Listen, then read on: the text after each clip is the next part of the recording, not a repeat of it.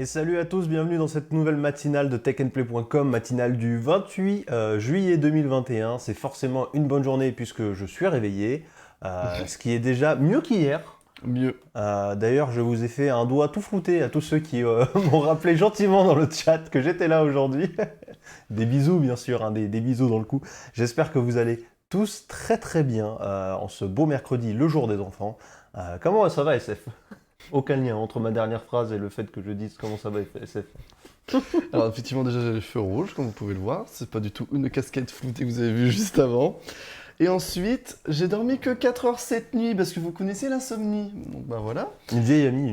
Hein. Il a une très vieille amie, ce qui fait que j'ai regardé du coup l'intégralité de la reste, enfin les 6 épisodes qui me restaient de la saison 2 de Beastars hier durant la nuit, donc je vous en parlerai demain du coup, on fera une chronique là-dessus sûrement parce que j'ai des petites choses à dire. Donc tu n'as pas fait une insomnie, tu as travaillé toute la nuit. Plus ou moins. Quelque part. C'est vrai. Et sachant que j'ai failli pas me réveiller, parce que, anecdote, cette nuit, c'est à mon tour que mon téléphone n'a pas chargé. Je rigole pas. Voilà. En gros, mon téléphone, si vous préférez, moi je charge sans fil, donc il est posé comme ça pour charger. Et si vous préférez, le système de charge sans fil s'active uniquement quand il détecte le téléphone. Ce qui était le cas. Sauf que le téléphone n'a pas détecté qu'il était en charge. Du coup, j'ai retrouvé mon téléphone déchargé en me réveillant. Heureusement, il restait 13% de batterie, ce qui fait qu'il a pu sonner. Mais je l'ai retrouvé bouillant. À 200 degrés, normal. À 200 degrés. Donc, j'aurais très bien pu exploser ou cramer à 2 cm de mon visage. C'est bon. Voilà. C'est très bonne journée qui commence. L'ingénierie Samsung à son paroxysme. Comme quoi, le MagSafe de chez Apple, c'est pas si mal. Hein, cette série d'aimants qui sert à bien aligner parfaitement le téléphone et la charge, c'est pas si con finalement. C'est pas si con, c'est un peu moins pratique, mais c'est plus sécurisé. Ouais, c'est clair. Bon, on a failli te perdre, mais on est bien content de t'avoir déjà, que tu n'aies pas explosé, que tu n'aies pas chopé un cancer de la tronche, et que ton réveil est sonné, c'est royal au bar, on a tout. Tout à fait. Quel plaisir Pas de problème de surchauffe, même en charge. Alors de base, quand tu le dis de manière normale, ça chauffe très légèrement, mais ça va. Sauf que là, le téléphone n'a pas récupéré la charge. Donc il prenait juste du courant dans la gueule et puis... Juste le chargeur sans fil a produit de l'électricité dans le vide. Et c'est pas très bon de faire ça. Du coup, les deux ont surchauffé ensemble. Pas ouf. Mais bon, tu es bien parmi nous. Fais gaffe la prochaine nuit parce que bon, ça va t'exploser à la tronche cette histoire. C'est pas un Note 9, tout va bien. Il n'a pas les batteries qui gonflent celui-ci. C'est un Note 9. C'est un Note 9, let's go. C'était le Note 7 qui avait ça. Ah oui, c'était le 7, pardon. C'est le 7, mais le 9, ça reste dans la gamme des notes. On va en parler d'ailleurs. D'ailleurs, ouais, on va même entamer l'émission par ça avec le Unpacked de Samsung qui arrive et qui ne contiendra pas de Galaxy Note. C'est maintenant sûr. Officiel, donc, tu reviendras un petit peu là-dessus. Tout à fait. Quid de cette gamme chez Samsung? Est-ce que elle s'est pris une balle dans la tête ou est-ce qu'elle reviendra? On verra tout ça. En fait, mon téléphone, vu ça hier soir, il s'est suicidé. C'est ça, en fait, il a fait. Tu sais quoi, tu veux parler de ça? Vas-y. Démerde-toi mon pote. D'accord. Tu te démerdes, moi je veux pas en parler. Et c'est ça qui s'est dit ton téléphone, c'est sûr. Il a vu le sujet. Il s'est suicidé. Il a accès au conducteur de l'émission, ton téléphone, quelque part. C'est d'ailleurs moi qui ai rajouté le Unpacked avec le téléphone, donc c'est suicidé. C'est sûr. J'enchaînerai avec Mark Zuckerberg qui veut nous parler Metaverse. Vous allez voir, c'est un peu étrange. Flippons ou pas, on aura une petite discussion là-dessus, mais avec sa boîte Facebook, forcément. Il veut nous amener vers quelque chose d'assez fou. On en parlera. On enchaînera avec Zelda Oracle of Age et Oracle of Season qui seraient peut-être de retour sur Switch. Et pas que. Ça, il y a des... Ah oui, pas que. Oh, tu sais me parler. Parce que ça, déjà, c'est des noms qui me donnent envie de pleurer. Hein. Ça rappelle l'enfance. Hein. Je dis juste un mot, contenu exclusif. C'est tout. Ça me va. J'enchaînerai avec un point complet sur la série HBO The Last of Us, l'adaptation évidemment de la série de jeux vidéo de chez Naughty Dog, qui doit arriver normalement l'année prochaine. On fera un point complet sur tout ce qu'on sait et où en est le projet.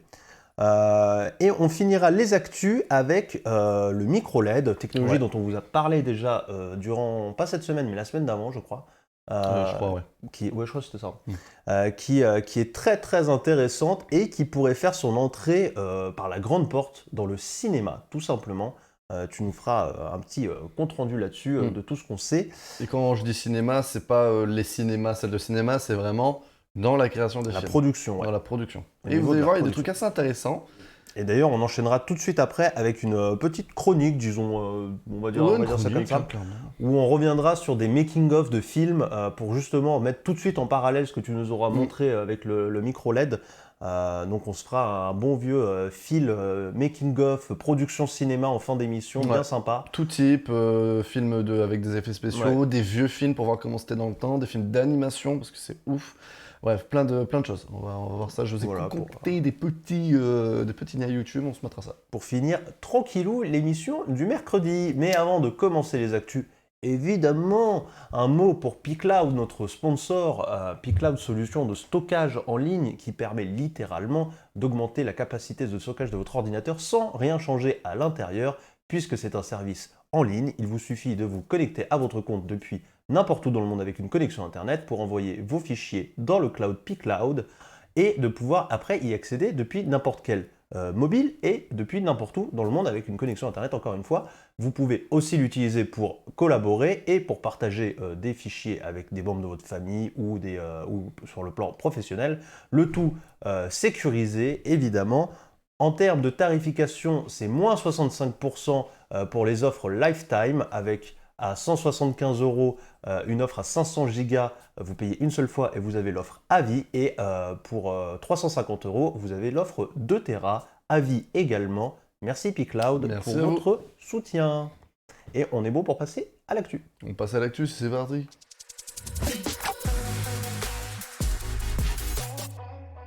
Et on va commencer cette actu par le Galaxy Unpacked qui est censé arriver très bientôt. Déjà, il a été officialisé cette nuit. On a eu le trailer de l'Unpacked qu'on mettra juste après. Ouais. Donc, c'est officialisé pour le 11 août. Voilà. Pour mon anniversaire, ils vont parler de téléphone. Bah, tu t'achèteras un téléphone. Eh ben non, parce que j'aurais pas les moyens. Exactement. En tout cas, mis à part ça, on va d'abord parler d'un post qui a été fait sur alors c'est le site internet de Samsung qui s'appelle Mobile Press. Donc c'est vraiment l'endroit où les personnes de chez Samsung peuvent publier des notes, etc. Des choses qu'ils ont envie de communiquer, les points presse si vous préférez.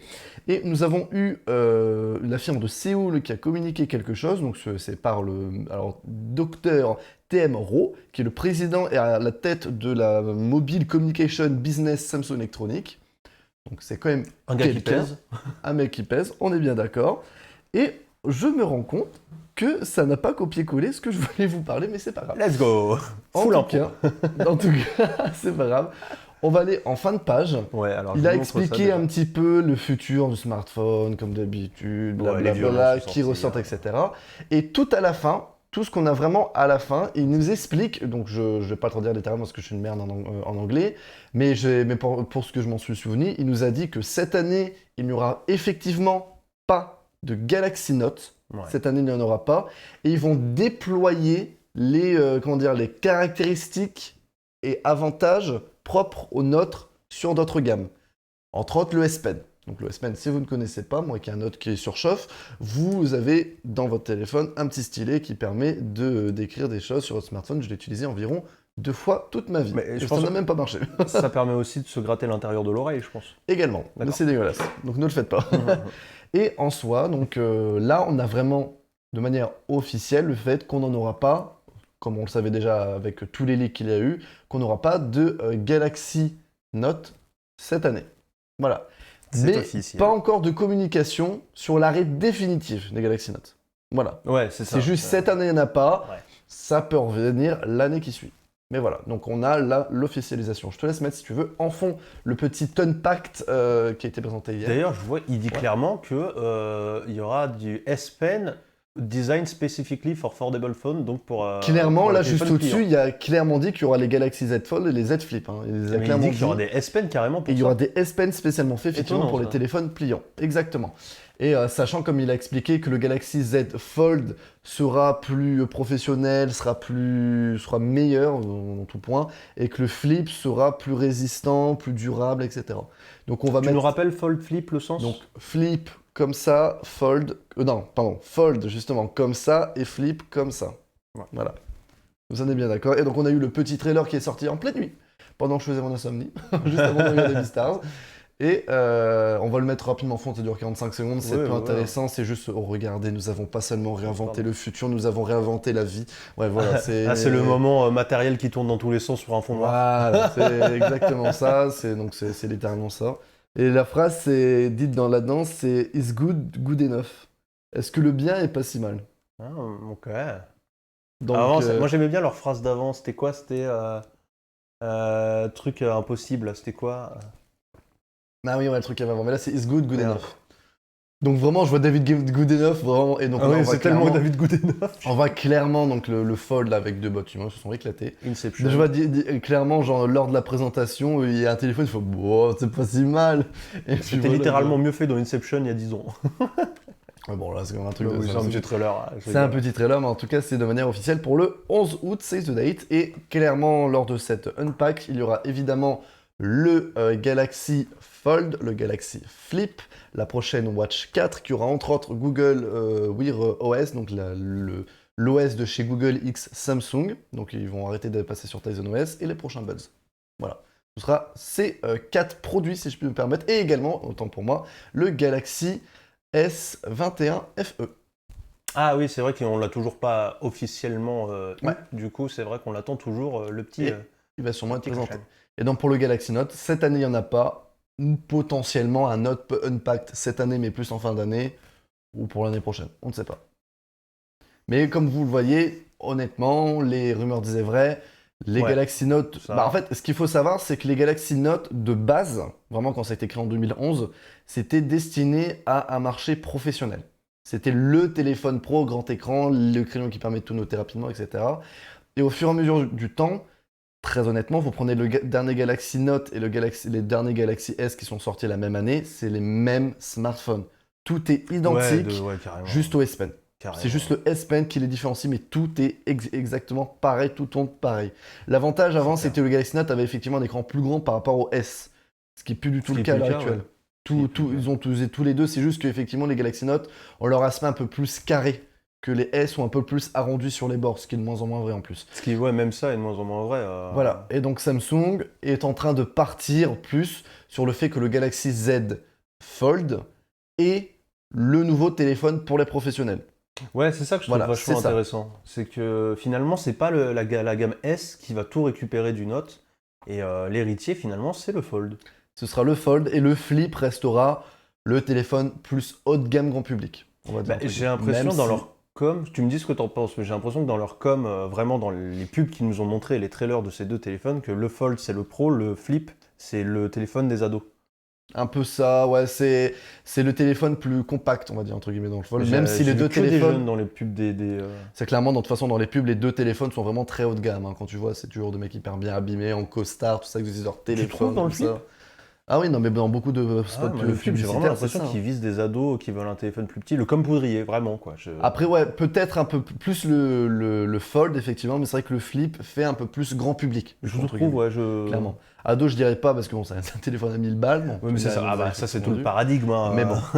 Ça, c'est tout le paradoxe, l'iPhone aussi. Hein. J'avoue, tu peux clairement faire un test PCR avec ça. C'est vrai, je sais pas qui l'acceptera. Je sais pas qui l'acceptera, mais écoute, tu peux essayer. Mais c'est vrai, clairement, à l'heure actuelle, les notes et les S sont exactement pareils. D'ailleurs, déjà pour le S21, si je dis pas de bêtises, le S Pen était déjà compatible avec le S21. Oui. Mais tu pouvais pas le ranger, c'est juste ça. Ouais, donc là, potentiellement, un note avec le fait qu'on peut avoir un S Pen dans le téléphone, ce qui pourrait être bien. Je trouve justement le Z Flip, l'avantage avec le grand écran qui permet de se déplier, avoir un stylet, ce serait vraiment très pratique pour les personnes graphistes, etc. Tu le vois où le stylet dans le Fold ? Je serais clairement rangé comme un Note, donc c'est-à-dire ici rangé comme ça, et donc tu le mets, mettons, sur le côté, sur l'une des deux tranches du coup repliées, puis t'appuies, puis tu sors tout pareil. Est-ce que le coup de génie, ça serait pas d'utiliser le fait qu'ils n'arrivent pas à replier le Fold complètement pour foutre le S Pen dans la pliure? C'est possible. Après, il y a tout le mécanisme là-dedans du truc qui se ferme. Il y a d'autres rumeurs qui voudraient que ça fasse un peu comme les iPads, c'est-à-dire que c'est aimanté sur le côté. Mais bon, sur un téléphone, c'est peu pratique. Sur un iPad, ça passe, mais pas sur un smartphone. C'est pas foufou, sur un téléphone. Et donc, voilà, on va voir ce que ça va devenir. Mais très honnêtement, pour moi, la gamme Note, c'est fini. Je pense qu'elle reviendra pas. Ouais. Elle reviendra pas, ou elle reviendra pour un ultime smartphone et encore. je la vois pas revenir très honnêtement. Non, Mais, non, non. Et honnêtement, pour moi, glissement de le terrain est Fold, intéressant. le Fold est en train de plus en plus s'ancrer. Donc pour moi, c'est le téléphone qui va remplacer le Note et puis il restera plus que le S ensuite. Beaucoup d'espoir sur le Fold, hein, clairement. Clairement. Ils veulent pas le Mais lâcher. après, ce qui sera assez intéressant, parce que très honnêtement, anecdote, moi qui ai un Galaxy Note et un S Pen, moi sur mon écran, enfin sur ma protection que j'ai sur mon écran, c'est un Clearplex. C'est pas un verre trempé parce que je peux pas vu que c'est un écran incurvé. Donc ça c'est hyper pète couille. Donc en gros un Clearplex c'est un espèce de plastique renforcé. Hmm. Et donc ça a l'aspect au toucher et à l'utilisation justement d'un Fold en fait. Et le truc c'est qu'en utilisant mon S Pen, ah bah, ça a tendance à griffer cette protection.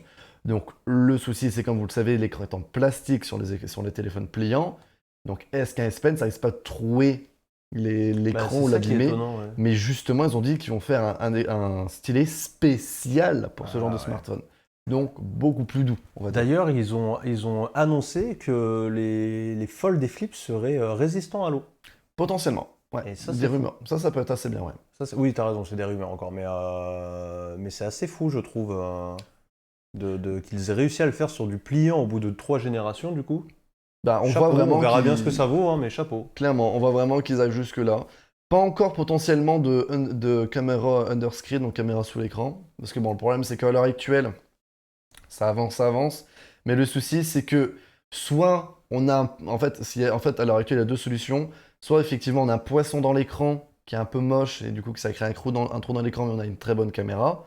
Soit on a Ouais. l'écran, on a la caméra dans l'écran, ce qui fait qu'on a un écran full borderless sans aucun trou. Par contre, la qualité photo est dégueulasse. Et c'est ça qui est problématique. Moi, j'ai Mais fait mon choix. ils sont en train d'évoluer, d'avancer. Donc, à voir comment ça va partir. D'ailleurs, en passant, il y a le. Alors, je sais plus le nom de la société qui développe pas, mais c'est la société qui développe les Le Gorilla Glass. ouais. Voilà, donc les protections, enfin pas les protections, mais les écrans tactiles, on va dire, les vitres des écrans, qu'ils ont développé deux nouveaux je vais en verres parler, ouais. pour les caméras. Ce qui permet du coup d'avoir une meilleure qualité d'image, de mieux faire passer la lumière, etc. pour augmenter la qualité. Et apparemment, le premier smartphone à obtenir ça, ce sera le prochain S22. Ouais, Bien c'était un constat, il partait d'un constat intéressant. Alors attends, je lis juste le message de Lixorion. J'ai mis un verre trempé sur mon téléphone incurvé, soi-disant prévu pour. Il a tenu 2 jours et s'est décollé. Ça ne tient pas, parce Ça qu'en ne fait, je tient vous pas, explique, un vrai verre trempé, c'est un verre que vous allez mettre sur un écran plat et qui va épouser, qui va même pas forcément coller en fait. Non, c'est de la succion. C'est de la aussi. succion, donc en gros, il va se mettre sur le téléphone et va faire partir l'air. Sur un écran curvé, ce n'est pas possible. Et pour en avoir déjà eu, du coup, ça colle sur le contour du téléphone. Ce qui est la pire chose, parce que non seulement ton tactile est pourri, Ouais, bah du ouais, coup, ouais. t'as toutes les poussières qui rentrent et au bout de 2 jours, ton truc se pète ou se barre. Donc non, pour des téléphones incurvés, c'est plus des Clearplex comme j'ai mis qui coûtent extrêmement cher. C'est 30 balles la protection, c'est ultra cher. Mais au moins avec ça, ça résiste La même douloureuse. aussi bien qu'un verre trempé, même mieux apparemment. Et au moins, t'es quand même déjà plus tranquille par rapport à ça. Moi, je l'ai posé. Tu en as partout ce type de choses. Je crois qu'il y en a à la Fnac, à Boulanger. Moi, je l'ai fait chez Wifix, un réparateur mobile. Voilà, t'en as un petit peu partout, mais effectivement, les téléphones incurvés, c'est les protections verre trempé, c'est surtout à ne pas mettre. Mais je vous conseille fortement de mettre des protections d'écran. Surtout au moins une bonne coque. Et surtout, d'ailleurs, anecdote en plus, je vous conseille pour les écrans incurvés comme les miens, comme vous fait beaucoup Samsung, de moins en moins d'ailleurs, de mettre des grosses coques comme j'ai mis. Moi j'ai mis une coque Renault Shield parce que l'avantage c'est que ça monte déjà beaucoup plus sur les Ouais, ouais. côtés et protège important, en cas de choc frontal. Même si important. c'est pas forcément mieux. Pas forcément du Renault Shield mais des grosses coques pour être tranquille. J'en profite en voyant la vidéo qui s'est lancée, que j'ai vue et qui est très très intéressante. J'aimerais bien en dire un petit mot. J'ai Vas-y. presque hésité à en faire une news. Donc elle Ouais, est tombée là, vas-y, c'est allez, vraiment vas-y. c'est l'occasion qui fait le larron. Je vous montre cette vidéo qui vient de Linus Tech Tip. Donc si vous ne connaissez pas, c'est l'une des plus grosses chaînes tech du monde, hein, clairement. Mm. Des gens passionnés et passionnants, très honnêtement. Alors c'est en anglais, hein, faut pas être anglophobe, mais c'est vraiment génial, moi j'adore. Et qui nous parle de ce laptop qui vient de Framework. Et en fait, Framework, c'est une boîte qui a été créée il y a très peu de temps par des anciens de Apple, de Lenovo, de HP, enfin voilà, d'un peu partout dans le monde, j'ai envie de dire, et qui sont partis du principe que un laptop se doit d'être réparable et d'être upgradable dans le temps. Ah. Et en fait, il a été conçu spécialement pour ça, pardon, tout en étant très sobre, très fin. Ils vont le comparer à un HP, comment il s'appelle, le XP13, si je dis pas de bêtises, qui est un des fleurons de l'Ultrabook. Ou un MacBook Air, du coup. Ou un MacBook Air. Alors là, en l'occurrence, ils ne font pas la comparaison directe avec le MacBook Air, mais oui, c'est la même gamme, si tu veux, le même niveau. Et il est extrêmement fin. Alors là, ils expliquent que c'est pas la première fois qu'on voit ce genre de choses. Mais voilà comment ça se présente. Et vous allez voir que c'est vachement intéressant, je trouve. Puisque en fait, vous recevez une boîte avec plein de choses, et vous allez voir quand il va le retourner, il y a des trous sous l'ordinateur. D'accord. Et en fait, il y a des trous parce que dedans, c'est des ports USB-C au fond là. Et en fait, tu mets les modules que tu veux. Ça, c'est Alors, génial. je sais plus c'est où qui met les premiers modules, c'est après. D'abord, il ouvre l'ordinateur, donc on reviendra dessus après. Et ce qui est trop génial, c'est que quand tu ouvres l'ordinateur par le dessus, ce qui n'est pas toujours le cas, il y a 5 vis pour l'enlever, c'est hyper facile. Et en fait, il va montrer sur tous les composants, tu as un QR code qui te permet d'avoir directement tous les produits compatibles avec l'ordinateur. Ah, et ça, c'est Tu as cool. juste à scanner la RAM, la batterie, les SSD M2, tout est scannable. En plus de ça, toutes les vis ont un code couleur pour te dire quelle vis utiliser. Il y a même des vis de rechange directement dans l'ordinateur. Ça, c'est cool. C'est vraiment génial, je trouve, Alors, et ça fait plaisir. Par contre, il faut quand même ne pas être réticent sur le fait de réparer, dévisser soi-même Bien sûr. ces trucs. Il faut avoir un petit peu de connaissances, je pense clairement. Un minimum, ou C'est alors, pas pour le grand public. ou alors tu peux l'amener aussi en truc de réparation Ou et un tu es truc de sûr comment il sera réparation. réparé proprement. Voilà, il y a Et des vis de beaucoup moins cher, rechange du coup. et beaucoup moins cher. Mm. J'ai trouvé ça absolument génial. J'aimerais bien vous montrer la partie où il referme tout et il nous montre les modules. Voilà, c'est exactement là. Donc dans sa boîte, il a plein de petits modules comme ça. Donc USB-C qui donne vers plein d'autres choses. Là, je crois que c'est un mini c'est bien, HDMI, je crois. Parce que, je fais une petite parenthèse, l'USB-C, l'avantage de l'USB-C, c'est que tu fais tout passer. Bah ouais. Autant de la vidéo, de l'USB, de Exactement. la charge, tout. Et donc, pouvoir mettre des adaptateurs, parce que clairement, dans un MacBook Pro, ce que tu utilises tout le temps, c'est des adaptateurs. Donc là, de faire Exactement. en sorte que tu peux les mettre dedans et du coup que ça fasse très discret. Genre, tu peux mettre un C, un USB, un HDMI, par exemple. Voilà, Ça, c'est vous voyez à quoi ça ressemble, c'est marrant, ça ressemble presque à des petites cartouches à l'ancienne, bien sympa. Tu peux rajouter du disque dur comme ça, il y a un module de 1 Tera de disque dur qui se met dans l'USB-C. Tout le I/O que tu veux, donc le input-output, c'est ça que ça veut dire I/O, que tu veux, tu peux rajouter des HDMI à l'infini, des USB, tout ce que tu veux, je trouve ça génial. Ça fait très propre en plus une fois mis. Alors est-ce que est-ce que je vais réussir à trouver le moment où il prend le shot bien d'en haut? En fait, vous voyez qu'il n'y a quasiment pas de jeu, très peu de jeu, c'est très propre. Il a quasiment du mal à le retirer tellement c'est bien foutu. Et ça fait plaisir. Voilà, il le fait popper avec une petite barre parce qu'au doigt il dit c'est impossible. Au doigt, même en appuyant, je n'arrive pas à l'enlever. Donc c'est que c'est bien sécurisé, c'est pas plus mal.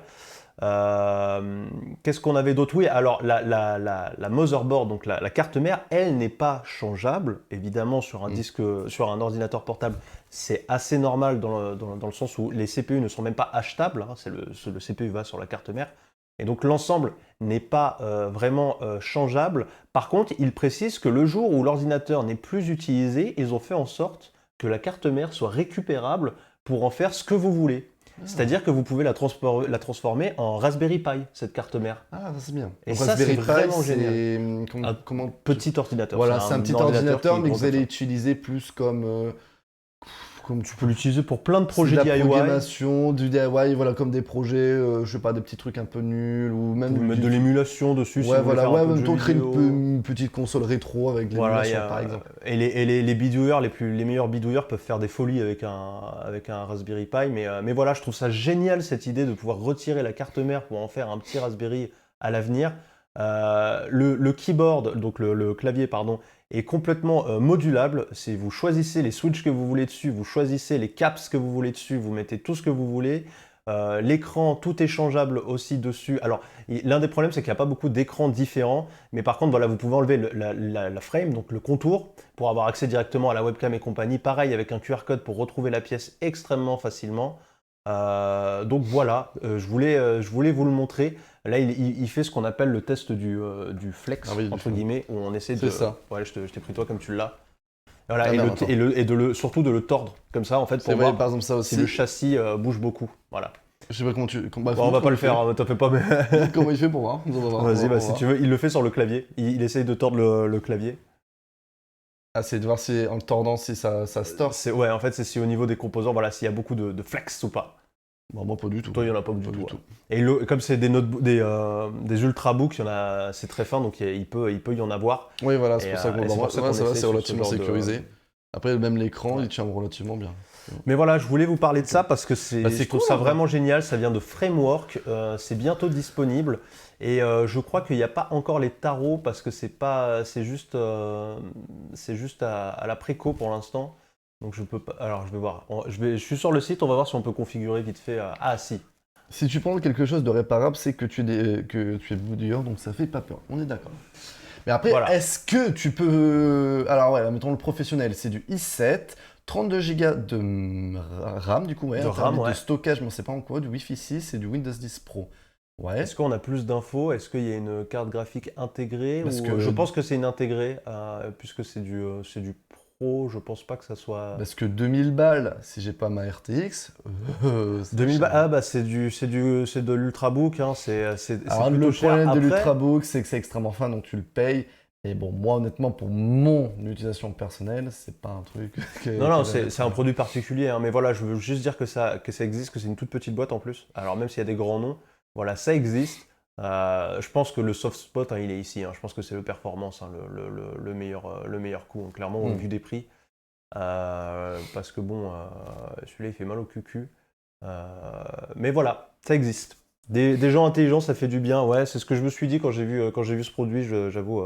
C'est bien, mais moi, tu vois, ce que j'aimerais bien, c'est que, pour moi, j'aimerais bien que ça marche et qu'ils ouvrent vraiment genre des boutiques ou même qu'ils ouvrent plus d'ordinateurs. Donc là, ils ont fait de l'Ultrabook.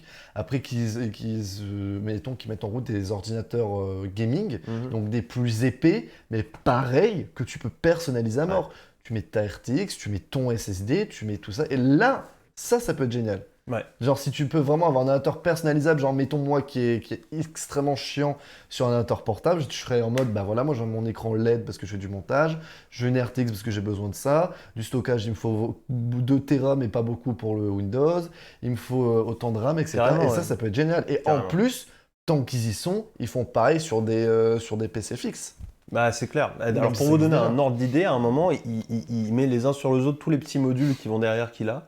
Il en a envoyé 5 ou 6. Et il les met tous l'un sur l'autre, ça fait genre un truc comme ça. Et il dit ça, j'ai tout ce que je veux. Et c'est plus petit que le hub Thunderbolt qu'il emmène partout avec lui, où dessus tu as un Ethernet, un HDMI, tout ce que tu veux. Il dit, putain, c'est plus petit. Et j'ai tout. J'ai 2 fois plus de trucs, quoi. Ouais, ça, non, mais ça, justement, bah, ça, Donc c'est c'est vraiment bien foutu. Donc, pour moi, là, ils ont vraiment mis sur le Ultrabook et je trouve que c'est génial. J'aimerais bien que ça marche pour eux, mais j'aimerais énormément qu'après, ils s'ouvrent plus vers du gaming, tout ça. Et imagine, tu as des boutiques de ça, ce serait génial, quoi. Même si techniquement, ça existe déjà plus ou moins, mais que pour le fixe et le gaming. Là, mettons, je pense à LDLC, etc. Ouais, non, mais complètement. Donc, ça peut être vraiment cool. Je suis d'accord avec toi. Juste le principe de QR code sur les pièces, je trouve ça super pratique. Oui, effectivement, ça c'est génial. Ouais, je trouve ça trop bien. Alors attendez, parce que. Voilà, Après, le truc, c'est que bon, bon, là, il t'impose. Après, bon, il t'impose un prix peut-être un peu plus cher, entre guillemets, que si tu le faisais toi-même, même si en ordinateur portable, évidemment, ça n'existe pas. Voilà, c'est ça le truc, c'est que tu peux pas vraiment de toute manière. Donc bon, voilà, je voulais juste vous en parler, dire un mot là-dessus parce que je trouve ça assez chouettos. C'est cool. Et on verra bien si ça marche. Si ça marche, tout simplement. Tu as tout dit. En effet, si ça marche. On va parler d'autre chose qui marche pas mal pour le coup. Hein. Connaissez-vous Facebook? Je suis en train de dégager tous les pop-up dégueulasses qu'il y a sur HuffPost. Connaissez-vous Facebook avec un certain Mark Zuckerberg à la tête, le reptilien le plus connu de la Terre? Mais parenthèse, du coup, lui, Instagram, ça appartient à Facebook maintenant, mais il n'est pas à la tête d'Instagram, lui, si. Ah bah si. Ah bah ok, bon, il fait ce qu'il veut alors. Si, il fait bien ce qu'il veut et Instagram, quel coup de génie pour eux d'ailleurs, ça leur a... Ah ouais, ça les aura sauvés, littéralement. Par contre, ça n'a pas fait beaucoup de bien à Instagram l'arrivée de Facebook, parce que pas se mentir. Pour connaître des gens qui malheureusement travaillent exclusivement sur Instagram, enfin qui ont besoin de ça comme outil de travail, je connais pas grand monde qui est très content de la voie que prend Insta. Hein. Comment vous dire que sur Instagram, vous ne pouvez pas poster de photos, vidéos depuis un ordinateur? Alors ça va arriver. Ah Ils ouais ont promis que ça allait arriver et que ça allait être mieux. Bah, il y a intérêt parce que ça fait Parce que- plusieurs années que c'est comme ça, c'est insupportable. Ouais, aujourd'hui, en fait, Pour t'es les obligé de pros, passer c'est par des insupportable. sites tiers et qui marchent très mal en plus. Ou Donc, d'aller directement sur ton téléphone et ça, c'est ou pas d'aller chiant. sur le téléphone. Facebook, Donc bon, comme disent les boomers. Un peu Effectivement. relou. Et ben, on va parler de la prochaine étape de Facebook et vous allez voir que Mark Zuckerberg, il a des belles idées, des grandes idées, peut-être un peu trop grandes d'ailleurs. On va voir si ça vous fait peur ou pas, si ça vous donne envie ou pas, même j'ai envie de dire. En effet, il s'est exprimé auprès de Verge il y a une semaine. Et ça fait quelque temps qu'il est un peu sur ce sujet-là. Il a parlé de Metaverse. Alors, qu'est-ce que le Metaverse? Ce nom qui fait boomer des années 80, des années 90 même plutôt, vous allez voir que ça représente quelque chose de bien précis. Un Metaverse, c'est un espace virtuel dans lequel des personnes peuvent interagir les unes avec les autres. Voilà, ça c'est la définition qu'on va garder en tête. VRChat VRChat, par exemple. Techniquement, Oui, c'est du métavers. oui, oui. VRChat. Et autre point important de la définition d'un metaverse, c'est qu'il y a une notion de... On utilise un avatar pour se représenter. VRChat. C'est la définition de VRChat. Mais tu as bien raison, et d'ailleurs, je comptais en glisser un mot dessus, donc tu as complètement raison. Incroyable. De manière très simple, et pour que la plus grande partie d'entre nous comprenne, c'est littéralement Ready Player One, par exemple. D'accord. Ready Player One, Oui, donc, bah oui. le film de Spielberg, vous vous souvenez peut-être, tout le monde met un casque de réalité virtuelle avec une combinaison, et on se retrouve dans un monde virtuel où on peut faire tout ce qu'on veut. Bon de merde. Comme visiter les calanques de Marseille. Non mais voilà. Voilà. Oh, faudrait que je regarde s'il y a ça sur VRChat. Ah, ça serait trop bien. Drôle. Ah, vous trouvez des trucs. Oh Mino, Dites-vous regarde bien. la bonne mère. Dans VRChat, vous avez va des maps de VRChat, c'est le bowling de la Wii. Ah, C'est genre ça c'est génial. la vie. Ça, c'est Tu es dans le bowling de la Wii et tu peux jouer au bowling. Eh ben, Bon, ça écoute, pue du cul, mais c'est génial. Du coup, c'est pour J'ai toi. chialé. C'est pour toi tout ça. C'est Ah oui, parfait. non, mais c'est honnêtement VRChat en VR, faut y aller. Mais soit si tu vas tout seul, faut accepter le fait que ça parte en couille, Ah bah parce que ouais, ça ouais, part en couille. ouais. Et si tu vas avec des potes, c'est encore mieux. Et je rappelle que VRChat, si vous n'avez pas de casque de réalité virtuelle, vous pouvez jouer. Vous pouvez y jouer sans VR Ah oui, c'est vrai. depuis Ça un perd bon un peu de moment. son charme, je pense quand même. Non, vraiment non. Parce que l'avantage, c'est que, alors effectivement, tu le vois dès qu'un mec n'est pas en VR, parce que bah, du coup, il se déplace comme ça, tu vois. Même il peut mettre des emotes, il y a des emotes préfaites. Et des trucs un peu Fortnite, tu vois, des trucs où tu peux danser. Ah, tu peux flosser. Mais franchement, c'est très rigolo. Puis l'avantage, bah, c'est que tu peux jouer avec tes amis s'ils n'ont pas de casque de réalité virtuelle, ce qui est vraiment vrai. cool. Et vrai. puis bah, ça rajoute le fait qu'il y a plus de monde et plus de personnes qui s'intéressent au jeu, donc une violence commune, ce qui est très important bien. pour le jeu lui-même. Et surtout qu'il y a des gens, ils font genre. Moi, j'ai fait je crois que c'était cette année, j'ai fait le nouvel an dans VRChat. Ah ouais. C'était tellement drôle. Parce qu'on n'a pas réussi. Entre les problèmes de mon casque, le PC qui veut pas, tout le monde qui a du mal à rejoindre, on a fait le nouvel an dans un écran de chargement. Let's go. Littéralement. Donc, Mais en fait, c'était tu es tellement déjà un descendant, pas un dissident justement de Zuckerberg, et tu ne le sais pas encore. Il travaille à ton bonheur, sache-le. Puisque Marcos, on va l'appeler, il est lui très très fan de cette idée de Metaverse et il pense même que c'est tout simplement l'avenir. Facebook a annoncé le 26 juillet 2021, donc il y a littéralement 2 petits jours, la création d'une équipe qui est dédiée au Metaverse. Ok. Selon Zuckerberg, le Metaverse c'est le futur des réseaux sociaux, hein, tout simplement. Et il nous dit, je cite, « Mon espoir, c'est que d'ici 5 ans environ, les gens nous perçoivent avant tout comme une entreprise de Metaverse. » Quand il dit « nous perçoivent », il parle de Facebook, évidemment. Donc juste pour faire une petite parenthèse, on est bien d'accord qu'on parle de Metaverse. C'est un truc qui peut être online, utilisé sur Internet. C'est même techniquement, complètement Internet, c'est du Metaverse, techniquement. C'est même complètement on est bien d'accord. lié à Internet. C'est même le but. Et que tout le monde puisse se retrouver dans un espace commun qui n'est pas la réalité, en fait. Aussi simple que ça. Voilà, on va le prendre. Mais ça peut être évidemment hors Internet, mais là, on rentre dans des trucs qu'on ne peut pas accéder. Alors, qu'est-ce que tu entends par... Genre, je sais pas, par la pensée, le rêve, techniquement. Mais le rêve peut être un... Là, Bah, je si suis les pas autres... contre le truc de philo. Non, là, mais ouais. tu sais quoi, quelque part, si tu pouvais rentrer dans mon rêve et que n'importe Voilà. qui pouvait rentrer dans mon rêve est un metaverse. Voilà. Un rêve, c'est métaverse s'il est partagé avec Voilà, quelqu'un c'est ça, commun, c'est un d'accord. univers partagé avec les autres. Ok, ouais, c'est très... Donc, Voilà. à part par Internet, c'est très compliqué de le faire à l'heure actuelle, on va dire ça. Ouais, il n'y a pas Par- il y a pas 3 millions d'autres solutions, Voilà, mais ok. oui, je comprends ta réflexion. Ok. Tu as raison. On peut dans avoir l'idée. des débats philosophiques. Mais Putain, ouais, mais c'est trop bien. faut que je passe mon bac, faut que je repasse mon bac philo, mais faut que je fasse une nuit blanche avant. Mais vas-y, hein. Ça a l'air de bien J'ai eu marcher. 13 au bac. Je suis heureux. Oh, sympathique. Je suis- Moi, je j'étais suis- pas d'accord avec le mec, donc je l'ai défoncé. Le problème, c'est que, bah, à la fin, c'est lui qui a raison. Hein. Moi, j'ai 15 ans et je suis un merdeux. Donc, cette idée de métaverse et cette division métaverse chez Facebook, elle va évidemment reposer très largement sur des équipes qui sont déjà en place. On pense à l'équipe AR et VR de Facebook qui sont très, très puissantes. Mhm. Et surtout, peut-être le côté VR, encore plus que le côté AR. Donc, Évidemment, hein. je différencie, je pense que tout le monde connaît, hein, mais VR, réalité virtuelle, le casque Oculus, HTC, enfin voilà. Et AR, réalité augmentée, c'est rajouter des informations à la vie réelle. Par exemple, les Google Lens, les HoloLens, toutes ces choses-là, les scooters dans Dragon Ball, voilà, par exemple. Les Saiyans font de l'AR, il faut le savoir. Et d'ailleurs, anecdote, juste pour rappel, Oculus, c'est Facebook. Enfin, ça appartient maintenant à Complètement. Facebook. Plutôt. Complètement. Oculus appartient tout à fait à Facebook et ça va être un segment très important d'ailleurs dans le développement de ce metaverse. D'ailleurs, ça me permet d'enchaîner. Ils ont Facebook ce qu'ils ont appelé un Facebook Reality Labs. C'est ici que tout va se passer, qui est dirigé par un certain Andrew Bosworth.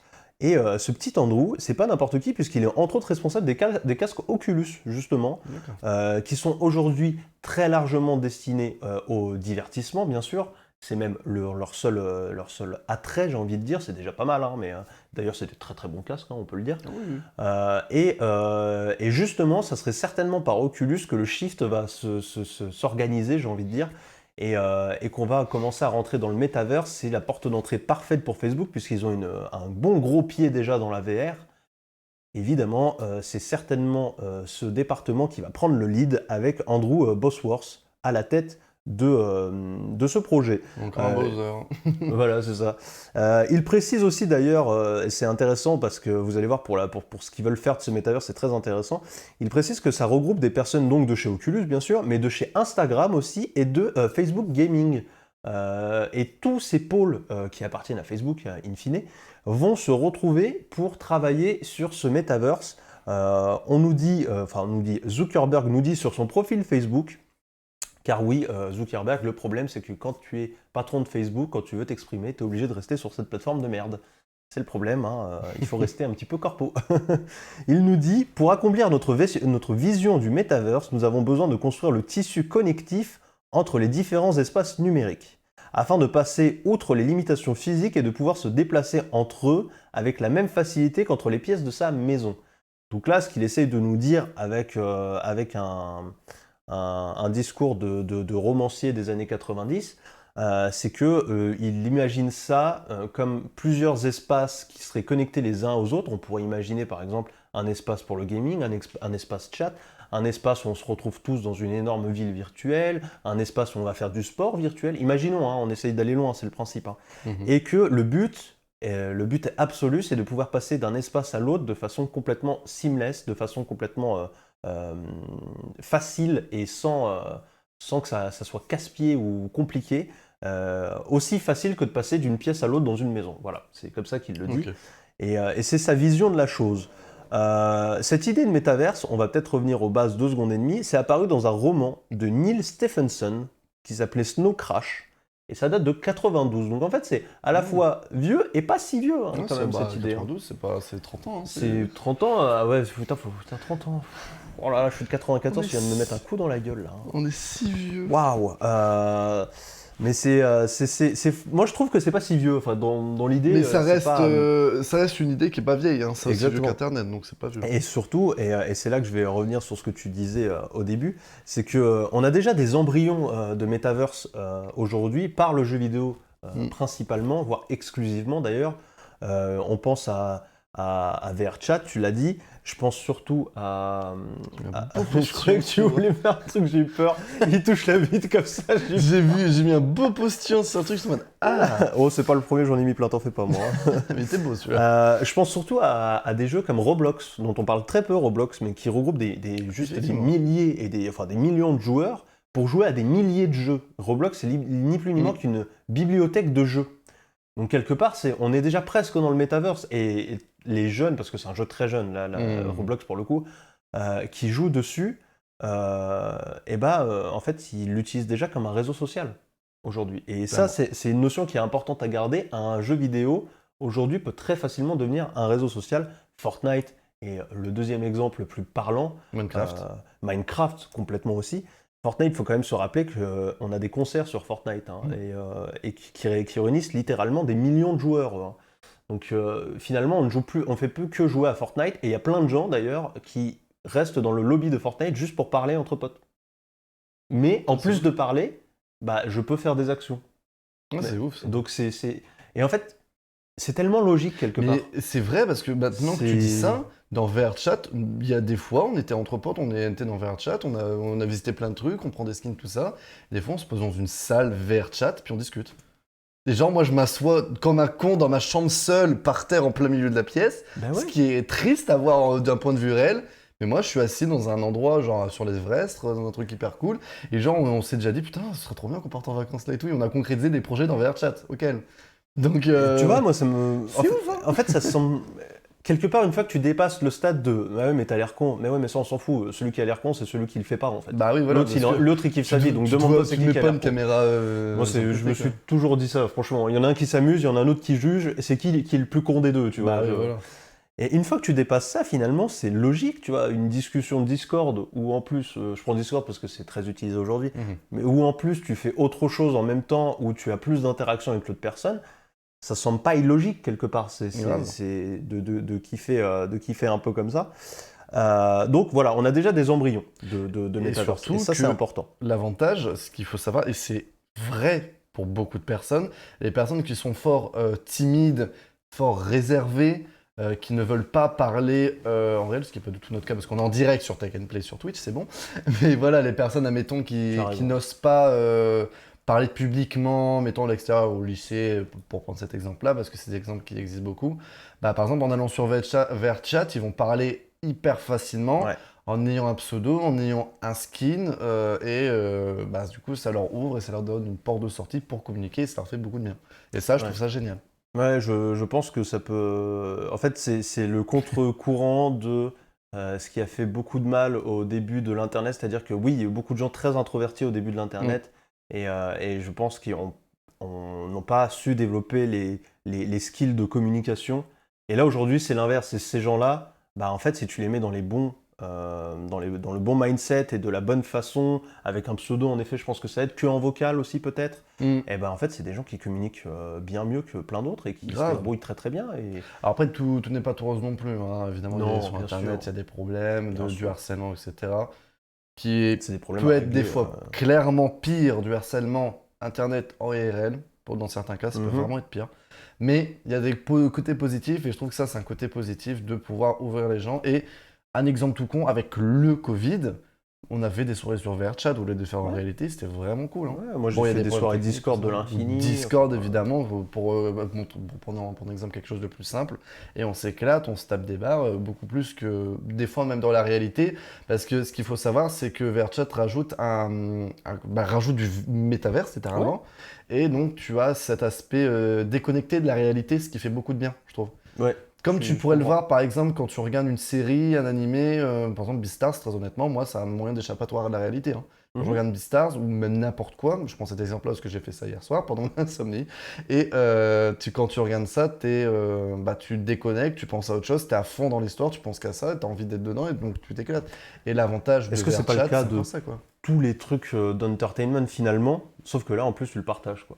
Sur VRChat, t'es pas seul. Puis l'avantage de VRChat, c'est que c'est beaucoup plus prenant parce que ça prend beaucoup plus de sens. Le fait d'être en réalité virtuelle, si tu joues en 3D, donc tu as une vue réelle. Le son, pareil, qui est bien atmosphérique, donc tu as plus de sens qui sont touchés, entre guillemets.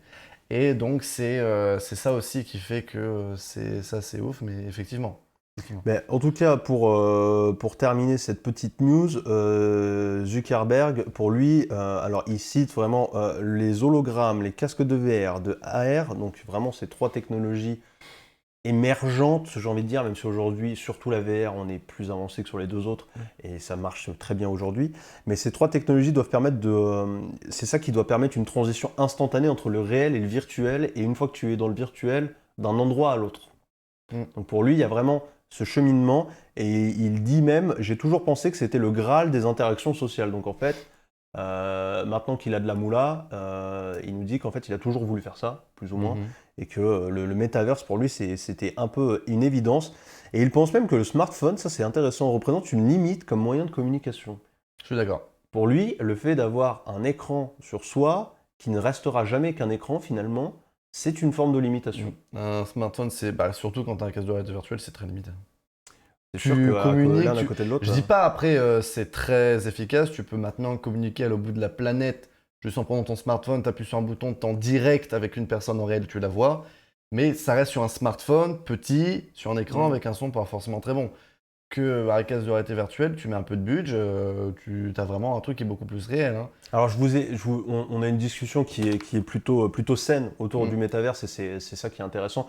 Je vous mets pas les photos ultra anxiogènes où tu vois des groupes de gens avec des casques dans un entrepôt et on essaie de faire flipper avec Mark Zuckerberg qui passe à côté, on dirait un défilé allemand des années 40.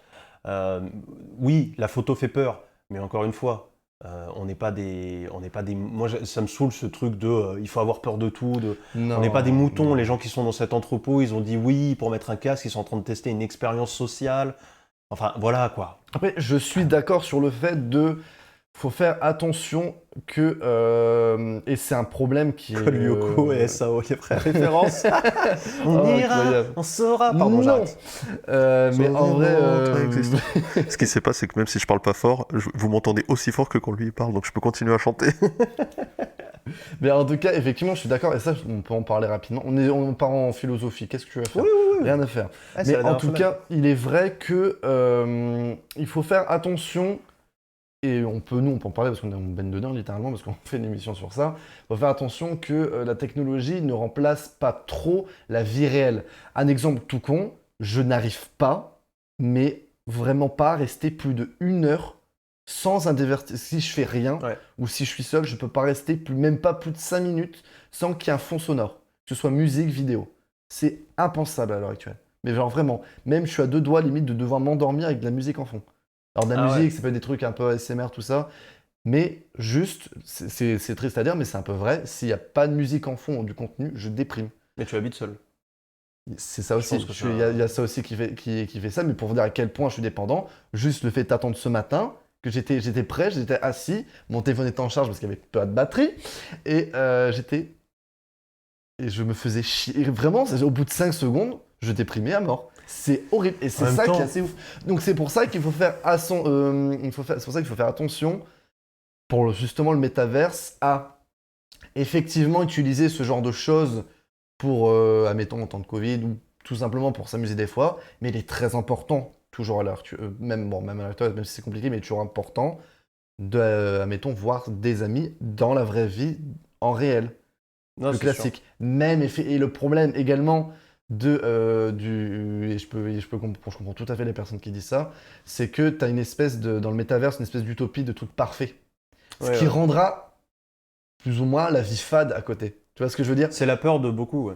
C'est pour ça que beaucoup se rejoignent dans Internet et j'envoie un chat parce que c'est un truc, bon, entre guillemets, hein, je mets des gros guillemets là-dessus, c'est un truc qui peut paraître parfait, qui peut être vraiment bien et qui donne envie de rester là de manière définitive. Et quand tu mets la vie à côté, avec tous les problèmes que ça engendre, qui est normal, c'est la vie réelle, ça déprime. Bah moi, j'ai pas ça. hyper peur de ça parce que en fait, je pense que la science-fiction a déjà balayé ces sujets. C'est-à-dire que il y a beaucoup de technologies, j'ai l'impression, comme on les a tellement anticipées dans des livres, dans des films, dans tout ça, une fois que ça arrive, on se rend compte que dans la vraie vie, en fait, ça se passe pas comme dans les films.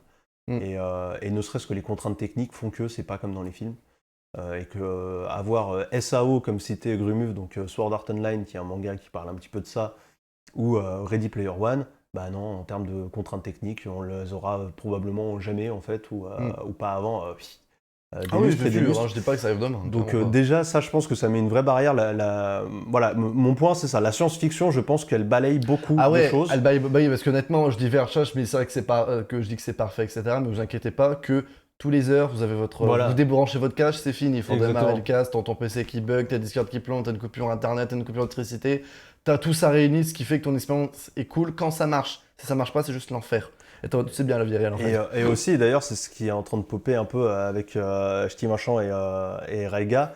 C'est ça, moi je pense que plus les expériences sont extrêmes dans le virtuel, plus on aura besoin de nature.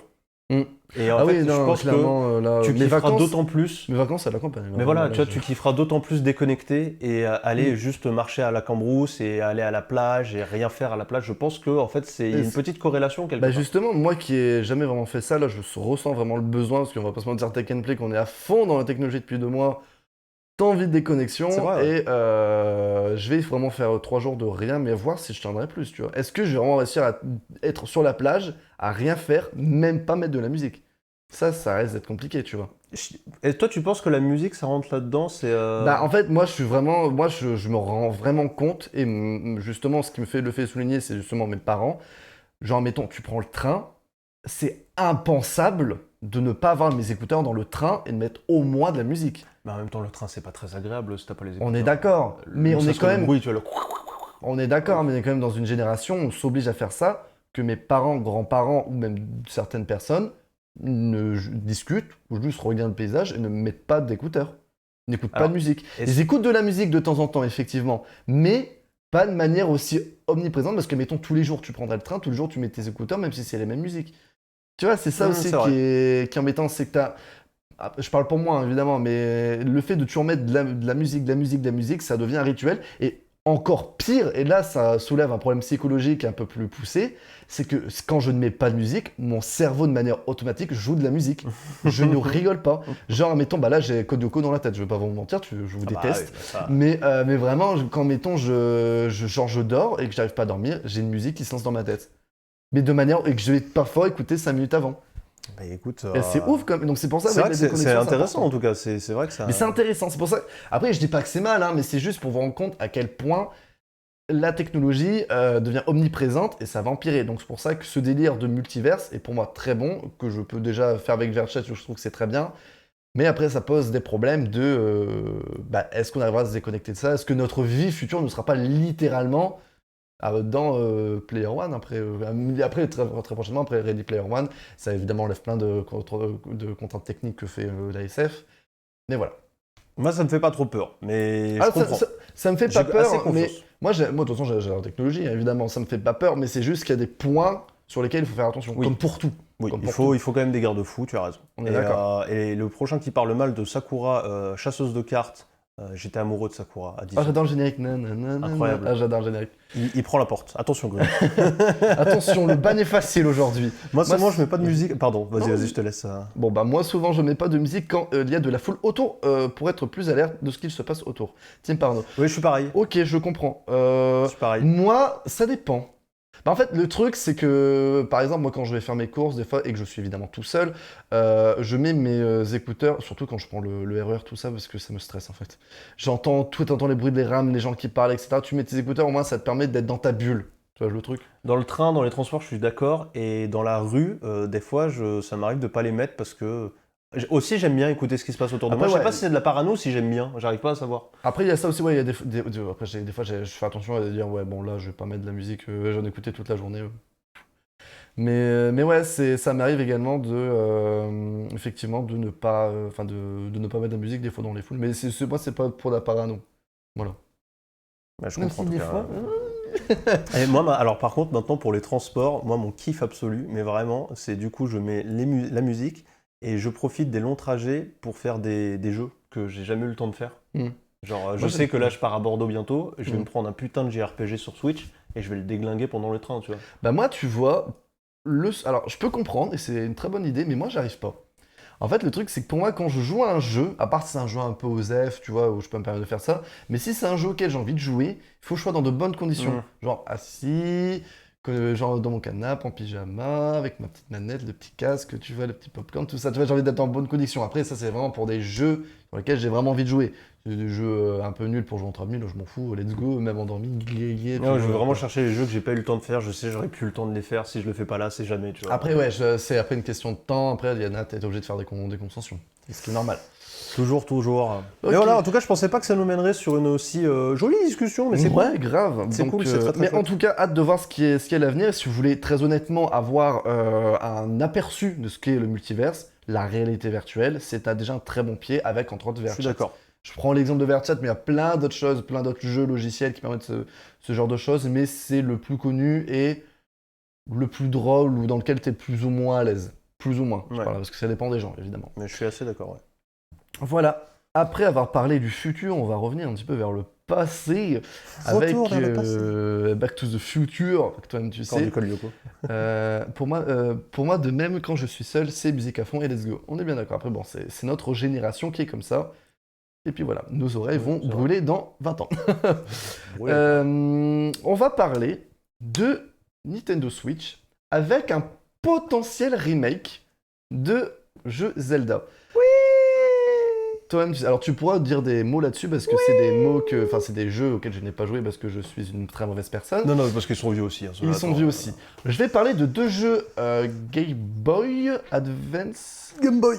Game Boy, on est Ouais, d'accord. pour moi, c'était Game Boy, Game Boy. Game je Boy vais Color, effectivement. Color, c'est ça. C'est la Color. J'ai parlé de Zelda Oracle of Age et Oracle of Season, qui étaient deux jeux développés par Capcom et sortis sur Game Boy Color en 2001.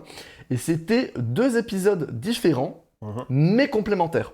Voilà, donc en gros, c'était deux jeux différents, mais je sais pas, après, je sais pas si t'as joué aux deux, toi Ouais. Et donc, Ouais. Alors, tu peux expliquer un petit peu en Ouais, plus je en fais, détail. je fais très vite. Vas-y. J'essaye de me souvenir de mes vieux souvenirs. Hein. Je sais plus en quelle année c'est sorti, mais je devais pas être très âgé.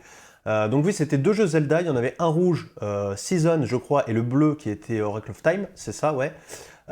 Et en fait, c'était deux aventures Zelda, où vous incarniez Link, évidemment, qui avaient des liens les uns avec les autres, mais qui n'étaient pas les mêmes jeux. C'était vraiment deux histoires différentes. De mémoire, il fallait faire Time d'abord, puis Season, mais l'inverse était possible, mais il y avait une temporalité plus juste quand tu faisais un puis l'autre. Je sais jamais c'était lequel avant l'autre. D'accord. Et vraiment très bon. De mémoire, ils étaient assez durs pour des Link, pour des Zelda, des Link, n'importe quoi.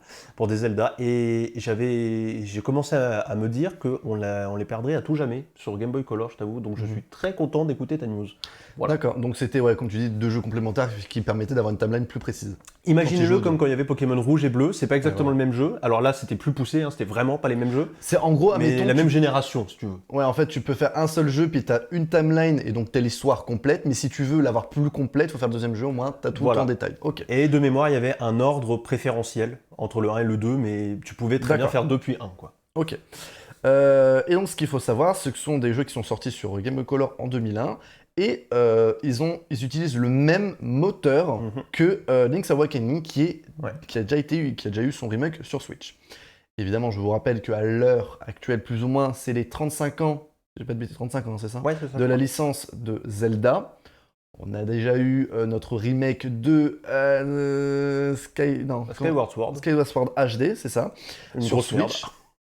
Pas le meilleur des Zelda, malheureusement. Oh, je regarde des streamers le faire, les pauvres. Ouais. C'est pas ouf. Alors, c'est horrible. Moi, je le déteste, le jeu. Mais je regarde des streamers le faire. L'adaptation est dégueulasse. Ah ouais. Je pense à Ponce, par exemple, qui est un gros streamer, qui le fait. Et au début, il a commencé en motion gaming parce que ça avait l'air d'être la meilleure façon de faire, puisque ça reprenait un peu comme la Wii. Puis, il est passé au bouton. Au bouton, il se rend compte qu'il y a des trucs qu'il a du mal à faire. Donc, des fois, il repasse au motion gaming. C'est n'importe quoi. Oula, oui. Et j'ai regardé les 3 premières heures. Il était là en mode... Après, c'est qui se lance le jeu, là? Ouf. Ça va être bien quand il va se lancer le jeu. Il voulait pas dire que c'était de la merde, mais... Aïe, aïe, aïe. Bref, donc on a eu ce remake dernièrement pour les 35 ans de Zelda, un petit teaser de Zelda 2, de Breath of the Wild. Ouais, pour l'instant, on l'appelle Wild comme 2, ça, parce qu'on n'a pas le nom officiel. Et puis notre fameuse Game & Watch, spéciale édition, mes couilles, quand tout le monde s'en fout, pour les collectionneurs. Mais en tout cas, on n'a eu que ça pour l'instant. Et il y a des leakers qui disent que d'ores et déjà, il y a déjà 2 remakes prévus et finis, prêts à la sortie. Il y aurait un remake de Oracle of Age et Season. Donc, ces deux jeux-là que je vous ai présentés tout à l'heure. Et c'est des jeux qui devraient être plus ou moins sortis en 2022 et 2023. Sachant qu'ils peuvent arriver peut-être un peu plus tôt, mais c'est une possibilité. Putain, c'est Je tard. précise également que, comme je l'ai dit précédemment, Link's Awakening utilise le même moteur que ces deux jeux-là. Donc on pourrait s'attendre à un remake de ces jeux-là sans trop de problèmes, vu que le moteur existe déjà, et avoir potentiellement une interface, pas une interface, mais un moteur graphique équivalent à ce qu'on a déjà eu sur Link's Awakening. Voilà. C'est complètement possible. Et, anecdote, je ne sais pas si tu le sais, je ne sais pas si vous le savez, normalement, il était censé avoir sur Game Boy 3 jeux et pas 2. Un troisième qui viendrait dans cette timeline, qui a été annulé et qu'on pourrait revoir le jour durant ce remake. Un peu comme Star Fox 2, si j'ai envie de vous dire. On a un nom, on sait comment il aurait dû s'appeler. Honnêtement, j'ai essayé de faire de recherche, j'ai rien trouvé. Je ne sais pas si dans le chat il y en a qui savent, mais bien. après, c'est ce que j'ai relevé de ce que j'ai lu. Voilà, on faut ça aurait été un Oracle Off, tu penses? Ouais, ça aurait été un Oracle. En fait, c'était censé être dans cette lignée de ces deux jeux-là, un troisième. Voilà, ça aurait été un Oracle. Qu'est-ce qu'on aurait pu avoir après âge et saison? Enfin, j'essaie de réfléchir. Je vais pas trouver. Vie. J'en sais rien. Oh. Bref, mais voilà, donc c'est des rumeurs, rien d'officiel pour l'instant. Alors, ouais, c'était un troisième jeu prévu à l'origine pour Game Boy Color, ce qui est clairement. Ouais, non, ça aurait été cool là. Voilà. En tout cas, potentiellement, alors ce sera potentiellement un remake, mais de deux jeux également séparés, comme ce qu'il y a eu sur Game Boy Color. Et remonte sur le tweet juste avant, je crois qu'il y a un autre Zelda, juste là. Ah ouais, ils veulent nous ramener Wind Waker. Et Wind Waker également qui devrait arriver, mais beaucoup plus tôt. Apparemment, peut-être cette année. Wind Waker qui avait déjà été refait sur Wii U. Et justement, ce serait littéralement la version Wii U qui sera sur Switch. Voilà, ils vont prendre le jeu Wii U et faire oh, et puis voilà. Ouais, alors lui, je l'avais jamais fait, je l'ai fait l'année dernière sur Cemu. Franchement, je comprends pas pourquoi on en fait tout un foin de ce Zelda. Hein. Parce qu'il est vraiment considéré comme étant l'un des tout meilleurs. Ah ouais, ouais. Alors il y a aussi sa particularité graphique aussi qui fait que. Franchement, qu'est-ce qu'il il est un peu chiant quand même. Hein. Ah ouais. Et Zelda 2 qui est très inspiré du coup de cet univers. Zelda 2. Breath of the Wild 2, tu veux dire Ah, tu trouves Bah, c'est pas celui-là. Ah non, moi je dis de la merde, c'est pas celui-là qui se passe justement dans les cieux, etc. Non, c'est Skyward Sword, c'est celui qui vient d'être fait. Celui-là, c'est sur l'eau, c'est en bateau. Ah, ok. Ah, bah, je confonds. Ok, autant pour moi.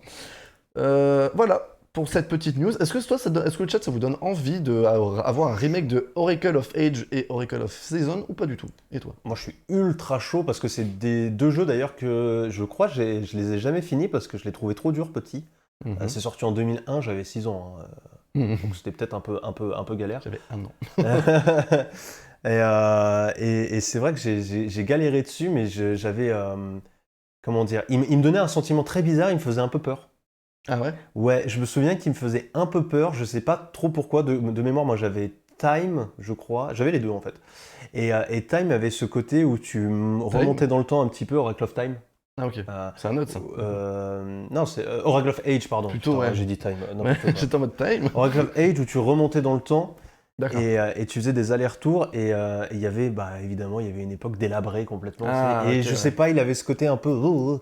Et du coup, j'aimerais beaucoup les revoir. Par contre, si vous nous faites des remakes et que vous nous vendez une collection où il y a pas... Enfin, que vous ne vendez pas une collection avec les deux, voire les trois avec Awakening que vous avez vendu 60 balles, bande d'escrocs, là, je vais pas être content, quoi. Je vais pas les prendre. Hein.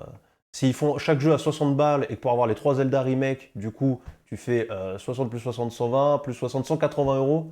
Peut-être ça. 180 euros, 3 Zelda remake qui durent 7 heures, faut pas déconner, quoi, tu vois. On est d'accord.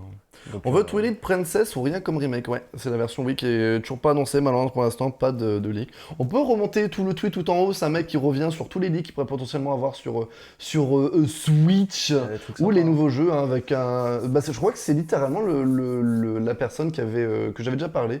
J'attends. C'est quoi son pseudo? Marco Mero? Non, c'est pas lui, c'est une autre personne. Marco Maro. En tout cas, qui dit qu'il y aura effectivement un nouveau Donkey Kong 2D. Hein, il y a eu ses 40 ans. Ouais. Donkey Kong a eu ses 40 ans, il est décédé. Ah. Oui, parce que si vous ne savez pas, les gorilles vivent 40 ans maximum. Ah mais c'est pas le premier. Hein. C'était son grand-père, le premier Donkey Kong. C'est vrai. Mais en tout cas, oui, mais Donkey Kong, ça fait 40 ans qu'il existe. Après, ouais, c'est vrai qu'il y a une théorie Non, dans les c'était- jeux. c'est pas le premier Donkey Kong, celui qui jetait des tonneaux sur Mario, c'est pas lui. Ah oui, c'est Il vrai y a qu'il y a une tout un théorie bail, comme c'est ça. un truc Ouais, hyper. effectivement, maintenant que tu dis, c'est vrai. Mais en tout cas, un nouveau jeu 2D qui devrait arriver sur Switch. Voilà. Bon, des jeux random qu'on ne connaît pas, Famicom Family Detective Club, Club, New Style Boutique. Mon dieu, sur 3DS, ce jeu-là. Bayonetta 3 je pense qu'il sortira plus jamais, c'est terminé. Hein. Le producteur du jeu qui est en train de péter un câble avec Nintendo mais qui peut pas le dire, c'est terrible à voir. Ah ouais? Parce que c'est un jeu du coup qui est exclu Nintendo, qui est en préparation depuis 3 milliards d'années, qui est prêt depuis au bas mot, je pense, 1 an et demi, 2 ans. Et Nintendo ne le montre même plus, c'est-à-dire qu'ils ne diffusent plus un trailer, ils ne sont jamais donné de date de quand ça sortait et tout. Et le producteur commence à sortir des frasques sur Twitter en mode j'ai rien le droit de dire en fait, j'attends que ça bouge de l'autre côté. C'est horrible, horrible à voir. Et alors parce que qu'il est très attendu. de base, c'était chez enfin, c'est Sega qui développe ça, non? Non, depuis le début, c'est sur Nintendo, Bayonetta, il me semble. Mais c'est pas une production Sega. Tu me fous le doute. Je crois que c'est une production Sega, hein. Tu me fous le doute. Je crois que c'est C'est possible hein, que ça soit une production Sega. Mais en tout cas, il faut qu'ils aient l'aval de Nintendo pour le présenter Évidemment. dans une. Là, maintenant, c'est exclu Switch. Alors, je regarde. Mais là, tu me fous le doute, j'avoue. Alors, publisher Sega. Sega, Nintendo. Bien Mais vu, c'est bien vu. développé par Platinum Games. Et c'est Platinum, voilà. Et c'était sur PlayStation, Xbox, Wii U, Les Windows, premiers, c'est Nintendo ça. Switch, PlayStation 4, Xbox One. Et le 3 est une exclue Switch, du coup. D'accord. Et ils peuvent rien dire. C'est terrible. Ok. Un remake de de Fire Emblem, ça c'est lequel? C'est celui de Game Boy, ça, non? Avec Marthe. Ça, je pourrais pas du tout dire. Ici, alors, Intelligent S, il me semble que c'est un studio qui est spécialisé dans les remakes plutôt de bonne qualité d'ailleurs. Advance Wars 1 et 2. Ah oui, c'est eux qui font Advance Wars 1 et 2. Oui, d'accord, ok. Et ça serait Fire Emblem Echoes. D'accord, ok. Il y aurait du Paper Mario Remake aussi. Ouais, ça, je crois qu'on a déjà vu notre Paper Mario sur Switch. Ouais, donc là il fera un remake de Punch-Out ou une suite. Ouais, alors comme je le vois, c'est un prototype de la Wii, pardon, qui serait mis sur la Switch. Ce serait un portage remake qui serait, parce que je sais, apparemment c'est censé avoir un jeu comme ça sur Wii, mais c'est jamais sorti. Bah, en même temps, c'est très étonnant qu'il soit jamais sorti sur Wii. C'est vrai que. Bah, t'avais Wii Sport. Ouais, mais enfin, la seule licence oui. de boxe de Nintendo, c'est quand même Punch-Out, qui est oublié depuis 30 ans. Qui est dans Smash, mais bon. Alors que maintenant, Little Mac est devenu un personnage cool. C'est quand même fort, ça. Du Pikmin, quoi. Oh, Rhythm Paradigms. Mon dieu, oui, un Rhythm Paradigms sur Switch now, s'il vous plaît. Meilleur jeu de la Wii, de la DS, je ne veux rien savoir. Ça pourrait être cool. Ah, c'était génial. C'est vraiment génial, ça. Ça devrait arriver sur la Switch dans les prochains mois. Pas avant 2023, mais tuez-moi. Pimpi 4. Ouais, bon, il y a beaucoup de. Ouais. Ça tire dans tous les sens un peu. Hein. Du Kirby en 2022 avec un 3D qui est un peu dans le délire de RPG. Metroid Prime. Ça, c'est intéressant. Une Prime Collection, donc qui regrouperait les 3 Metroid Prime, si j'ai pas de bêtises. Ouais, les premiers. Qui apparemment est prête depuis des années, enfin des mois. Et lui, il pense au premier quarter de 2022. Attends, surtout, il faut de quoi Nintendo? Il y a plein de trucs qui sont prêts. On n'a rien en ouais, 2021. Il y a un problème. On n'a rien. Là, vraiment, cette année, en gros jeu en Killer Game, il y a rien. Il y a R. Tout est en 2022. Zelda 2 2022, normalement. Splatoon 2 2022, normalement. Ma théorie, c'est qu'ils profitent de la pénurie. De la pénurie. Ils profitent de la pénurie. Du coup, ils ont très peu de concurrence pour vendre des consoles. Tout se passe très bien. Et ils attendent que les PS5 et les Xbox soient restock de ouf. Et quand ça doit exploser parce qu'on a enfin des PS5 à vendre, eux, ils lâchent leurs gros jeux pour contrer. Je vois que ça. C'est sans doute ça, mais bon. Je veux dire, un Rhythm Paradigm, ce genre de jeu de remake, c'est pas des killer games non plus. Ils peuvent leur foutre cette année. Tout ça, là, il n'y a pas de killer. Il n'y a pas de killer game, hein, franchement. Hein, parce que Metroid, qui est une licence très aimée, ne l'est pas du tout dans les ventes. Hein, ça marche très mal, Metroid. Non. Kirby, bon, pas non plus. Il n'y a qu'un Zelda Wind Waker et des remakes de Zelda qui peuvent faire un peu d'argent, et encore. Et encore, ça reste des remakes. Punch-Out, c'est une licence morte, hein, je suis désolé. Boutique Style, tu es moi dans un Donkey Kong. Donkey Kong, c'est la plus grosse. Hein. Ça peut être alors c'est pareil, ça peut être un killer game, mais pas non plus. Mais il n'y a rien de fou. Un Détective Pikachu 2, qui est apparemment très bon, le premier sur 3DS. C'est un peu le professeur Layton, mais par alors, Pikachu. est-ce que ça veut dire qu'il y aura le film avec? Ça serait bien. Ce serait bien, le film était chouette. Ah, il était très bon, hein, j'aime beaucoup. Ça va sortir à gogo pendant Noël, moi j'y crois pas une seconde. Je pense que jusqu'à la fin de l'année, il n'y a rien, ça sera premier trimestre 2022. Nintendo, ils s'en bat les steaks de Noël. Hein. Enfin, on va pas se mentir. Regardez quand est sorti Animal Crossing. Bon, c'est sorti parfaitement avec le Covid, donc c'était parfait pour eux, mais ils s'en battent les steaks de Noël. Netflix qui a prévu une série live-action Pokémon, en effet, ouais. Ah oui, effectivement, j'en ai entendu parler. J'ai perdu la news, mais c'est vrai que j'en ai entendu parler. Ouais, j'attends qu'il y ait un peu plus d'infos. Ouais. On en parlera du coup après les vacances, je pense. Là. Mais on aura New World. On aura New World, ouais, c'est vrai que 2021. Même chez la concurrence, il y a rien cette année. Hein. Bah non, l'année en fait, elle a aussi été tuée par le Covid. On avait bon espoir que non, mais si. Je suis d'accord que l'année, c'est encore très compliqué avec le Covid, mais même en jeu. Apparemment, il y a des jeux prêts. Qu'est-ce qu'ils attendent? Désolé, mais moi je me fais chier. Là, je suis vraiment à 2 doigts de me racheter Mario Kart sur Switch. Hein. C'est triste. Le jeu a 8 ans. tous les jours, il est un peu plus près de l'acheter. mais moi j'ai envie de rejouer au jeu. Au pire, ce sera sur CMU, mais bon. Je te jure. Mais ouais, non, ça me fait chier. L'année est terrible. Franchement, elle est terrible l'année. J'espère qu'ils vont pas se foirer avec Pokémon. Ouais, moi aussi, Luxorion, j'ai peur, mais j'espère qu'ils vont pas se foirer. En occasion, ça doit pas être cher. Non, Mario Kart, 35 balles. Hein 35 balles sur Tu peux le trouver à 30 balles, 35 balles, effectivement, en loose, mais c'est, je trouve, cher pour un jeu qui a 8 ans. Mais il se vend ce jeu, il se vend. Il se vend trop bien. Pourquoi il serait moins cher, ça se vend? Le jour où ils annoncent un Mario Kart 9, le monde explose. Hein. Ah non, mais bon, je l'achète à 100 €, hein, je suis un putain de pigeon. Mais après, ouais, en fait, c'est surtout qu'il me pète les couilles, c'est racheter un jeu que j'ai déjà acheté il y a 8 ans. Quoi. Ouais, je comprends complètement. Ça fait un peu IH du HUC. J'ai ressorti Splatoon, honnêtement. Bon. on va avancer parce que je pense qu'on aura le temps de finir l'actu et de pas aller beaucoup plus loin. Je vais pas te mentir, donc peut-être qu'on gardera à la limite. Mon actu pour demain. On verra ça. Heureusement, on n'a pas trop de temps de dépasser aujourd'hui. Non, aujourd'hui, malheureusement, on peut pas se permettre de trop dépasser. On va avancer du coup sur une adaptation. J'ai failli dire possible parce que ça a tellement échoué beaucoup de fois ce projet, je vais vous expliquer pourquoi. Mais non, cette fois c'est vrai, une adaptation de The Last of Us qui est en préparation. Donc l'idée elle est vraiment pas jeune, hein. Donc The Last of Us évidemment la série mythique de Naughty Dog qui a commencé sur PS3 et dont on a eu la suite l'année dernière. Je perds le fil avec le Covid. Tu sais, j'arrive plus à savoir ce qui est de 2019, de 2020 ou 2021. 2020 c'était le Covid, 2019 c'était pas le Covid. Donc je crois que c'est de l'année dernière de Last of Us 2. Oh, j'ai peur de me tromper. J'ai regardé sur Non, je crois que c'est 2019. Oh, je sais plus, désolé, je confonds les années Covid. On en parlera comme ça dans 10 ans encore, on dira les années Covid, préparez-vous. Donc oui, la série mythique maintenant de Naughty Dog, qui aurait déjà dû être adaptée en film, il faut le savoir, réalisée par Sam Raimi, le réalisateur... 2019 20, pardon, merci. Donc un film aurait dû être réalisé par Sam Raimi, le réalisateur des 3 Spider-Man et prochainement des 3 premiers Spider-Man, les 3 meilleurs évidemment, Tobey Maguire de mon cœur, et prochainement de Doctor Strange 2, donc pas une pipe, qui aurait dû le réaliser et ça aurait dû être scénarisé par Neil Druckmann. Neil Druckmann, c'est ni plus ni moins que le créateur du jeu. Voilà. Donc ça, c'est un projet qui datait de 2014, donc 1 an après la sortie du premier The Last of Us. Le projet, il est soit au point mort, soit il est décédé dans une cave et personne ne va en parler. Mais on n'a plus d'infos. Pendant des années, on disait oui, ça arrive, non, ça arrive pas, mais peut-être que oui, mais non. Le truc est complètement mort, je pense, aujourd'hui, on n'en entendra plus jamais parler.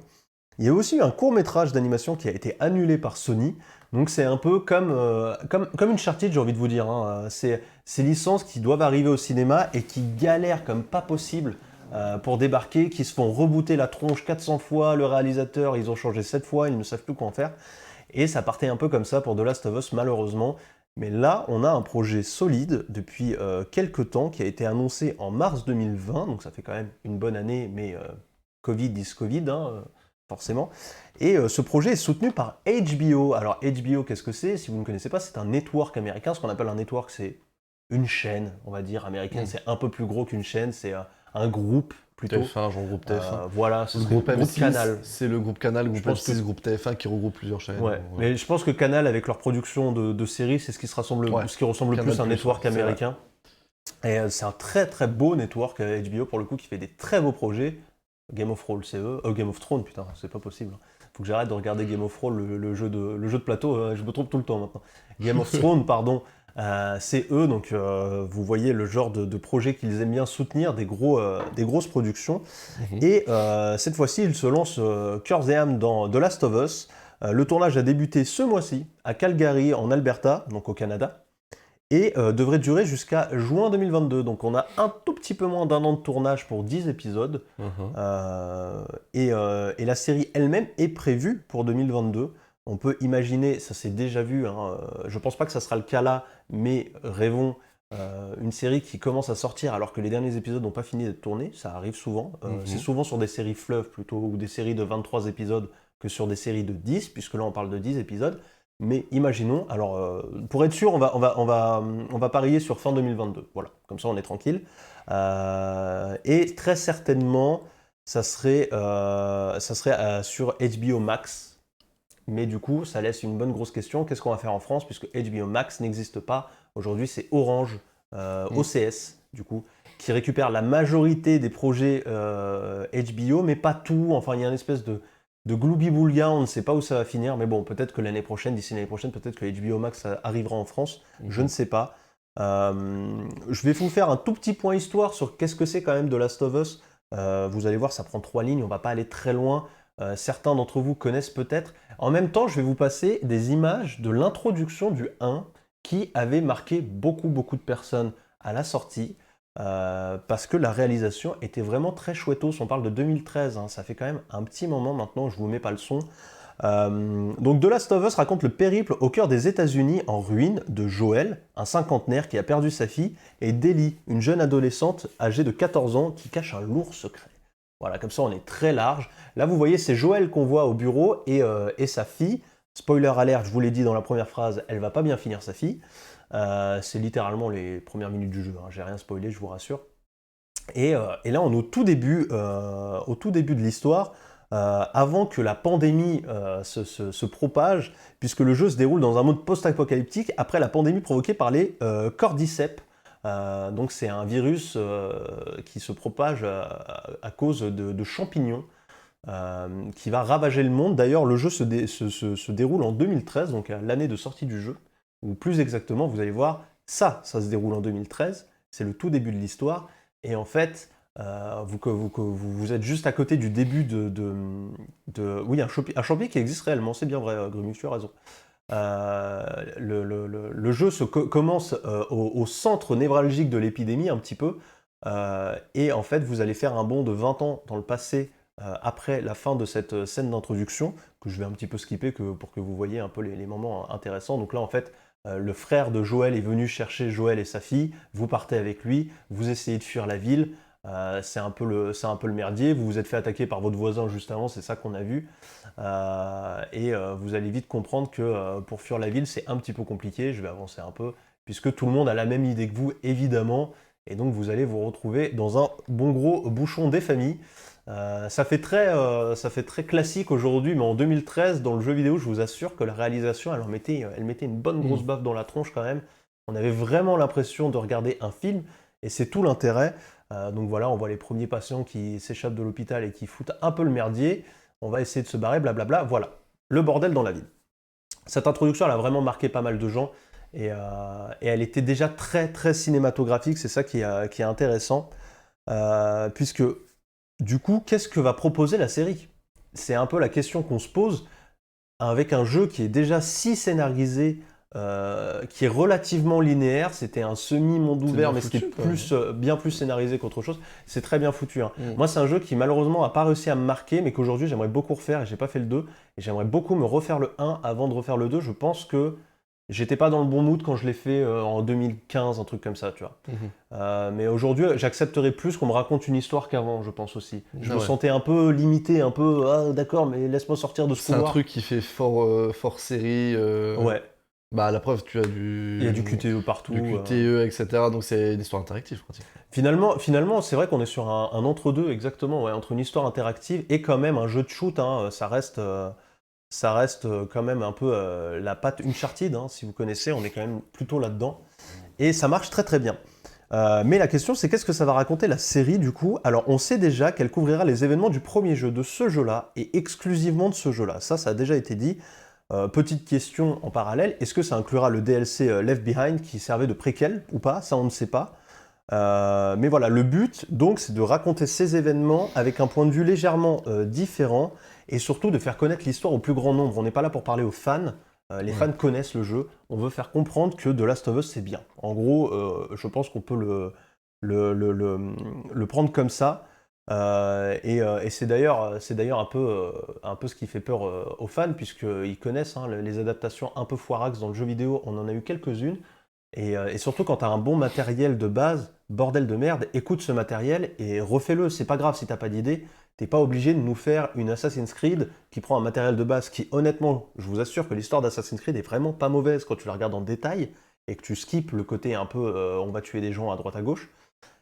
Et quand tu fais un film, et ils ont fait un film qui reprend une histoire, enfin qui ne reprend pas d'histoire justement et qui essaie de faire quelque chose d'original et qui est dégueulasse quoi. Donc moi ça me rassure un peu de savoir qu'ils se basent sur le matériau de base. Bah après le truc qui m'embête un petit peu avec ce jeu-là, c'est que le jeu de base est déjà très cinématographique. Donc je trouve que ce serait bien de le mettre en tant que série sur HBO mais ce serait un public qui n'a pas joué au jeu. Du coup. Parce que si tu as joué au jeu et que c'est vraiment exactement la même chose, bah autant jouer au jeu. Ouais, alors ça c'est quelque chose de très intéressant et j'aimerais bien revenir là-dessus. Je finis juste la présentation et j'aimerais vraiment revenir là-dessus. Je trouve que t'as un point hyper intéressant. Bah, c'est l'intro, hein. Vous n'avez même pas encore joué à ce moment-là, hein, je vous rassure. Donc, t'as juste fait un peu d'un truc interactif puis basta. Vous pouvez faire le jeu, il n'y a pas de souci. Mais oui, c'est important ce que tu dis là et on reviendra là-dessus à la fin. Okay. HBO voit les choses en grand. Eux, ils y croient à fond. On part sur 10 épisodes avec 10 millions de budget par épisode. Je vous laisse faire le petit calcul, hein, ça fait 100 millions pour la saison. Pour vous donner un ordre d'idée, c'est supérieur au budget saisonnier de Game of Thrones. Ah oui. Donc, quand même. Ça déconne pas niveau budget. C'est pas forcément gage de qualité, évidemment. Mais l'argent, la moula, c'est bien des fois quand même. Et dans ce cas-là, ça pourrait être quand même sympathique. On a Neil Druckmann, donc le créateur du jeu, qui a la supervision du projet. Ça, c'est cool. Il est toujours en train de suivre le truc. Même si le film a été annulé avec Sam Raimi, lui, il reste quand même pour la série. Il veut pas lâcher le truc, c'est très cool. Et il a avec lui Craig Mazin. Et alors là, vous ne connaissez pas son nom, j'en suis presque sûr. Je me rends compte que j'ai pas du tout la bonne bande-annonce. C'est très rigolo. Je vais le faire en 2 secondes. Puisque Craig Mazin, c'est la personne qui a supervisé ça.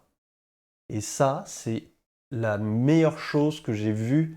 Alors, c'est sorti en 2019, mais c'était une des plus grandes claques, je pense, de ces 10 dernières années que j'ai pris dans la gueule. C'est Tchernobyl. Tchernobyl, qui est une mini-série de HBO de 6 épisodes. J'aurais pas les mots pour vous expliquer pourquoi il faut aller voir Tchernobyl. C'est grandissime, c'est exceptionnel, c'est magnifique, c'est tellement bien raconté. Ça raconte évidemment les événements de Tchernobyl, c'est documenté, c'est incroyable, c'est vraiment fou. Je vous conjure d'aller voir Tchernobyl si vous ne l'avez pas vu. 6 épisodes, c'est une masterclass. Mais du coup, tu peux le voir que sur OCS. Aujourd'hui, enfin oui, c'est OCS qui les a diffusés. Non, c'est Canal, je crois, qui les a diffusés. J'ai un doute, justement, je crois que c'est une de ces séries HBO qui n'est pas passée par OCS. Mais j'ai un doute. Elle met en PLS de ouf parce que c'est des images dures, mais c'est vraiment exceptionnel. Donc voilà, je voulais juste glisser un mot. Donc Craig Mazin qui a travaillé là-dessus, c'est quand même de bon augure pour HBO. D'ailleurs, il récupère aussi, alors je vais essayer de le dire bien, Ksenia Sereda, qui vient aussi de Tchernobyl et qui était le chef-op, tout simplement. Donc le chef-op, c'est celui chargé de la photographie d'un film, qui va proposer au réalisateur des plans, des beaux plans, une gestion de la lumière pour essayer de raconter quelque chose. Donc en gros, souvent si un film vous le trouvez beau, remerciez le chef-op et pas le réalisateur. Très souvent c'est le cas. Donc on peut s'attendre à quelque chose de très sympathique alors que Amixem essaye de se lancer et je lui mets un stop direct. Et enfin, pour finir sur ce tour d'horizon de The Last of Us, tout simplement, on va parler 2 secondes du casting puisqu'on aura Pedro Pascal pour jouer Joël. Vous le connaissez très certainement, Pedro Pascal, puisque c'est de Mandalorian tout simplement. Mais aussi, et c'est ce qu'on voit là, il a joué dans Game of Thrones, il a pas très bien fini, mais il était beau. et surtout, il joue quand même très très bien, et il a une très bonne gueule, très proche de Joël finalement. Je trouve que c'est un très bon choix de casting. Et enfin, pour incarner Ellie, on a Bella Ramsey, et vous la connaissez aussi peut-être de Game of Thrones. Ça vous parle ou pas? La petite Lyanna Mormont. avec son caractère bien trempé, on va dire. C'est mort exceptionnel qu'il a eu, ouais, c'est vrai. Et donc voilà au casting que l'on aurait pour Joël et Ellie. C'est en tournage. Moi, j'en attends beaucoup, mais je ne sais pas quoi attendre, mais j'en attends beaucoup quand même. D'accord. Bah, en vrai, ce sera à voir. Bon, c'est compliqué de juger une série sans l'avoir vue, sans savoir ce qu'il va y avoir dedans. Et j'espère quand même qu'ils vont prendre pas des libertés, mais essayer de quand même de faire en sorte que ça rencontre des petites anecdotes, des petits trucs en Je plus pense, par ouais. rapport au jeu. Je pense. Parce que pour toi, mettons qu'à jouer au jeu, ou moi, mettons que j'ai pas joué au jeu, je regardais les séries, ce sera pas dérangeant. Mais pour toi qui as joué au jeu, si c'est identique, bah pourquoi ne pas regarder tout simplement va rejouer au jeu, quoi. Bah, Même si du coup, après là, c'est un différent point de vue. C'est vrai que quand tu joues à un jeu, bah, c'est interactif, donc tu es obligé de jouer en même temps. Là, tu regardes. C'est ce qui est bien aussi, mais à voir. Bah, moi ça c'est un débat que j'ai de plus en plus avec moi-même. Je me pose la question de plus en plus. C'est à quoi bon adapter des jeux vidéo? Puisqu'en fait, tu viens juste enlever un aspect de communication. Ce que je veux dire par là, c'est que quand tu prends un film, en gros, tu as la vidéo et le son. Quand tu prends de la musique, tu as le son. Mais quand tu prends un jeu vidéo, tu as le son, l'image et le gameplay. Donc finalement, est-ce que de passer d'un gameplay, d'un média jeu vidéo à un média film, tu ne fais pas que enlever une couche de saveur, j'ai envie de dire, à savoir le gameplay, ce qui est souvent en plus un élément pour raconter une histoire très puissante dans le jeu vidéo. Ouais. Donc est-ce que tu as un intérêt à faire ça? Moi je me pose de plus en Je plus sais la pas. question. Bah après, ça dépend de ce que tu adaptes. Si, admettons, bah, pour prendre Sonic le film, parce que c'est. Je prends Détective Pikachu et Sonic le film parce que c'est des trucs relativement récents. Sonic le film, ça ne marche pas. Parce que Sonic, c'est un personnage, mais le cœur des jeux Sonic, c'est le gameplay. Donc, l'adapter un film Sonic au cinéma, tu ne peux pas l'adapter en prenant le jeu. Tu es obligé de créer une histoire qui n'a rien, mais rien à voir avec les jeux. Ouais, Et ça complètement. ne marche pas. Détective Pikachu, ça marche. Parce que, attention, ce n'est pas une adaptation d'un jeu Pokémon, c'est l'adaptation du jeu vidéo Détective Pikachu, qui est un professeur Layton-like. Ouais. Voilà. Et en gros, l'histoire du jeu prend l'histoire du film, hein, c'est le cas. Le film et le jeu sont équivalents, à peu de choses près. Et en gros, donc là, effectivement, c'est une adaptation. Et là, ce qui est intéressant, alors j'ai pas joué à Détective Pikachu, C'est pas un jeu à mais gameplay. c'est alors c'est pas comparable parce que t'as pas du gameplay, c'est du professeur Layton, donc c'est des images que tu vois, mais ça apporte une lecture différente, tu vois, parce que la lecture du jeu est très bonne de base. T'as des choses que tu retrouves pas forcément dans le film et vice versa. Mais moi je trouve que Détective Pikachu, on en pense qu'on en pense. Pour moi, c'était une très bonne adaptation, très Ouais, je suis d'accord. réussie. Le design des personnages, même très bien, même si le photoréalisme fait un peu bizarre, c'est normal. Mais pour moi, c'est une très bonne adaptation, il n'y a pas de problème. Sonic, ça ne marche pas, parce que vous avez déjà tous joué plus ou moins à Sonic. Tu peux pas adapter un film Sonic au cinéma. Un film, par exemple, que une adaptation de Mario qu'on va voir justement en 2022-2023, fait par Illumination, ceux qui ont fait les Mignons, tout le bordel. Là, j'ai pas peur. Parce que Mario a l'avantage de certes avoir commencé par un jeu de plateforme hyper classique, mais fait tellement de choses différentes maintenant que ce n'est absolument pas choquant d'en voir quelque chose de différent. Faut quand même quelque chose qui tient la route. Mais voir ce qu'ils vont faire, je suis assez curieux. Est-ce que c'est un truc relativement classique, sauver Peach des griffes de Bowser, mes couilles, ou quelque chose de différent? C'est vrai, aujourd'hui il y a plus de. Mais que Sonic, latitude. après effectivement ils auraient pu peut-être faire un film plus classique avec Eggman, ce qu'ils ont déjà plus ou moins fait, mais c'est bizarre. On dirait vraiment qu'ils ont pris un film de base de merde, générique, qu'ils ont acheté un scénario un truc d'occasion mes couilles, et ils l'ont collé à Sonic, à son univers. C'est pour ça que ça rend bizarre. C'est pour ça que Sonic, j'ai du mal à cracher à mort sur le film, parce que le film, tu enlèves Sonic, c'est de la merde pure et dure, je sais pas si tu l'as vu. Vraiment, il est horrible, il n'y a rien de bien, rien à sauver, mais en même temps, ça respecte l'œuvre Sonic. Parce que c'est Sonic, t'as quand même Eggman, t'as des bonnes références au jeu. Donc c'est ça qui est compliqué. Donc c'est un film qui me laisse. Je suis en mode, ok, c'est bien, c'est cool la Sonic. Pour ça, il va y avoir un 2. Il a bien marché, hein. Mais Il moi a je bien pense. marché, mais bon, je sais pas. Moi, quand je pense aux adaptations foirax de l'enfer absolu, je pense à Prince of Persia par exemple, qui est un jeu à gameplay. Prince of Persia, c'est un jeu à gameplay. Le faire en film, c'est retirer une partie de ce qui fait le sel de la licence. Et ça pouvait pas marcher. Enfin, je veux dire, ça fait une histoire bateau, ça fait une histoire conne au cinéma. Donc je comprends pas l'intérêt de l'avoir fait. Grumuf qui nous dit le film peut développer le lore s'il ne reprend pas ce qu'on connaît déjà pour le déformer. Mais le problème, c'est que si tu ne reprends pas ce qu'on connaît déjà, c'est décevant la plupart du temps.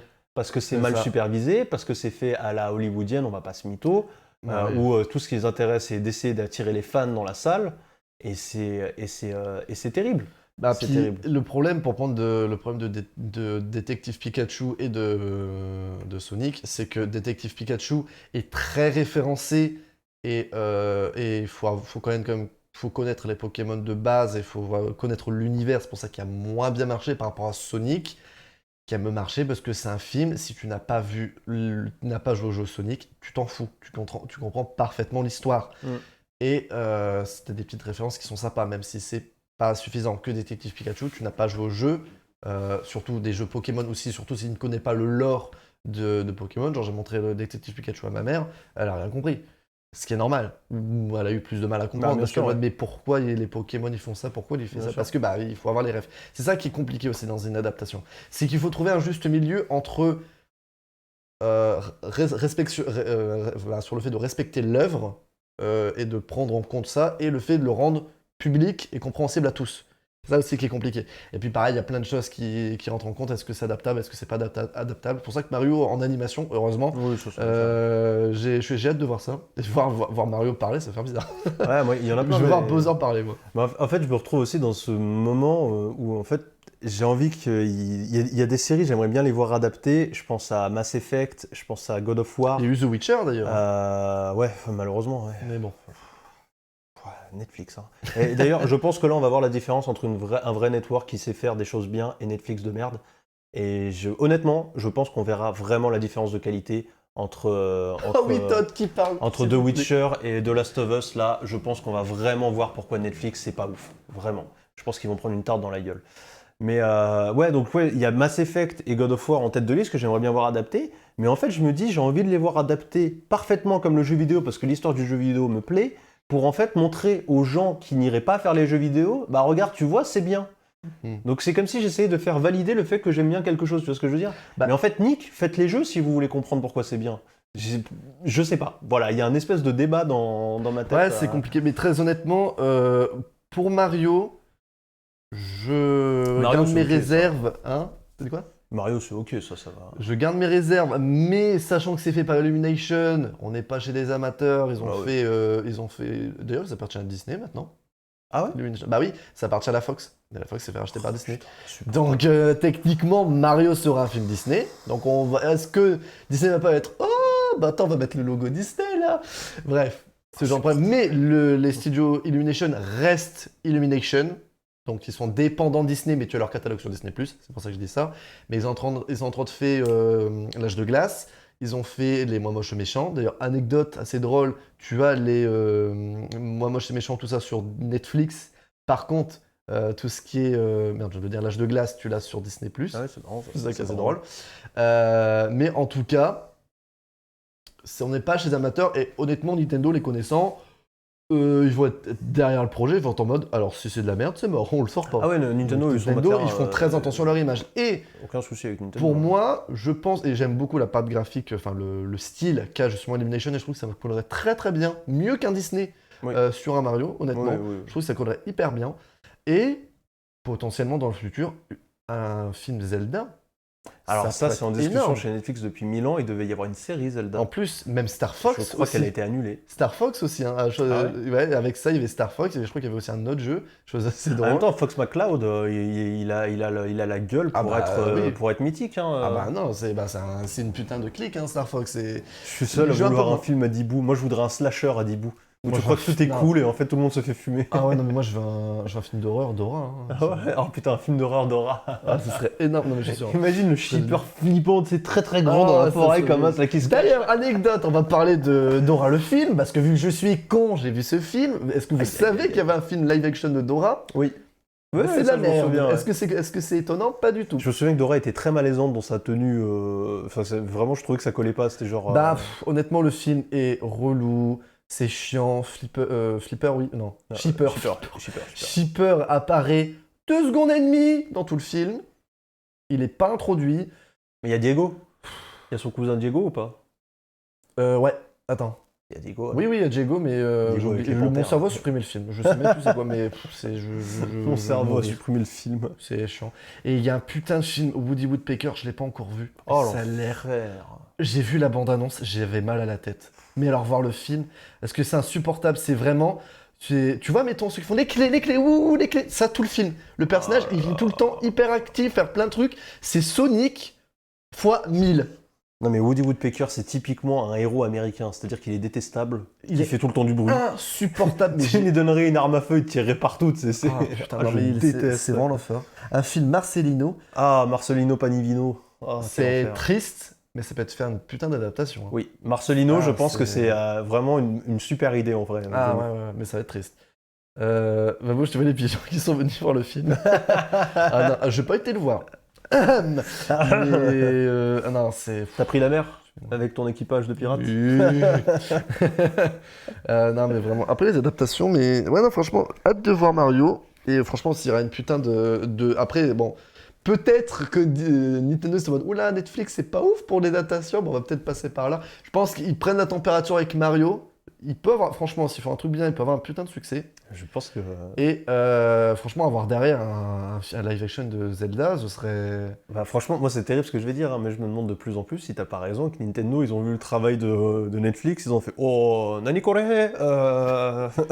on va y aller, nous, on va y aller, on va faire ça nous-mêmes, cassez-vous. » Maintenant qu'on en parle, avec, si Mario a un méga succès, ils font un truc bien, on peut avoir un Zelda, du Star Fox. Un Star Fox, ce serait énorme. Ce serait littéralement du Star Wars, mais version Fury. J'ai pas d'autre mot, hein, techniquement. Ouais, mais ça peut être vraiment génial, parce que Pour le d'ailleurs... coup, Nintendo devrait passer par Disney, je suis d'accord. Je pense Pour- que ça serait mieux. Pour faire tout ça, pour tous ces projets, allez voir Disney, n'allez surtout pas voir Netflix, Amazon Prime. Ah j'en oui, sais ouais, rien. je suis d'accord. Ouais, non, Disney, clairement. Bah, exemple tout con. Oh, la Le famille monde de de la Ralph. jungle. Le monde de Ralph. Il y a Sonic. Bon, ils sont anecdotiques, mais il y a Sonic Oui, Bowser c'est dans vrai. le film. Bowser est parfaitement respecté. C'est incroyable. Ouais. Il est magnifique. Il y a même Zangief de Street Fighter. Sonic, c'est... Il est trop bien, ouais. Disney, c'est incroyable. Là, chapeau, hein. Allez les voir, hein. Ils sont énormes. Et je Le- pense le que, premier, je le pense deux que aussi, hein. Disney Le premier. rêve d'avoir accès aux licences Nintendo. Ah non, mais je trouve ça dommage parce qu'ils respectent. Alors, par contre, je pense que Nintendo va être en mode. Alors, tu vois Mario, c'est Mario. Tu fous pas des gros yeux de princesse Disney, mes couilles, tout ce que tu veux. Mais honnêtement, Disney, vu leur qualité d'animation, même Pixar, j'ai envie de dire. Moi, Mais je je voudrais pense du que- Pixar. Je pense que ça serait la collaboration la plus dure de tous les temps. Dur. Mais, Je voudrais pas être le mec qui va négocier avec les Japonais pour le contrat. imagine, techniquement, un Mario X Mickey. Oh putain, Ce serait l'enfer. Attends. Ah non, je dis de la merde. Mais techniquement, ça pourrait être vraiment drôle. Hein. Bon, en tout cas, mais... Ah, il y a des vraies idées. Hein. il y a Kirby, des live idées. action, En tout cas, la très famille de la hâte. jungle. Très Oh, hâte de voir Taz. l'avantage, des avantages que c'est fait par Illumination, ça appartient plus ou moins à Disney maintenant, c'est qu'ils peuvent reprendre la licence derrière sans trop de problème s'ils sont d'accord avec Nintendo. Oui. Ça simplifie les choses. Parce que ça n'appartient plus à la concurrence, entre guillemets. Mais, Mais Taz, c'est pareil. Putain, mais Taz, c'est comme Woody Woodpecker, c'est dessin animé américain dégueulasse.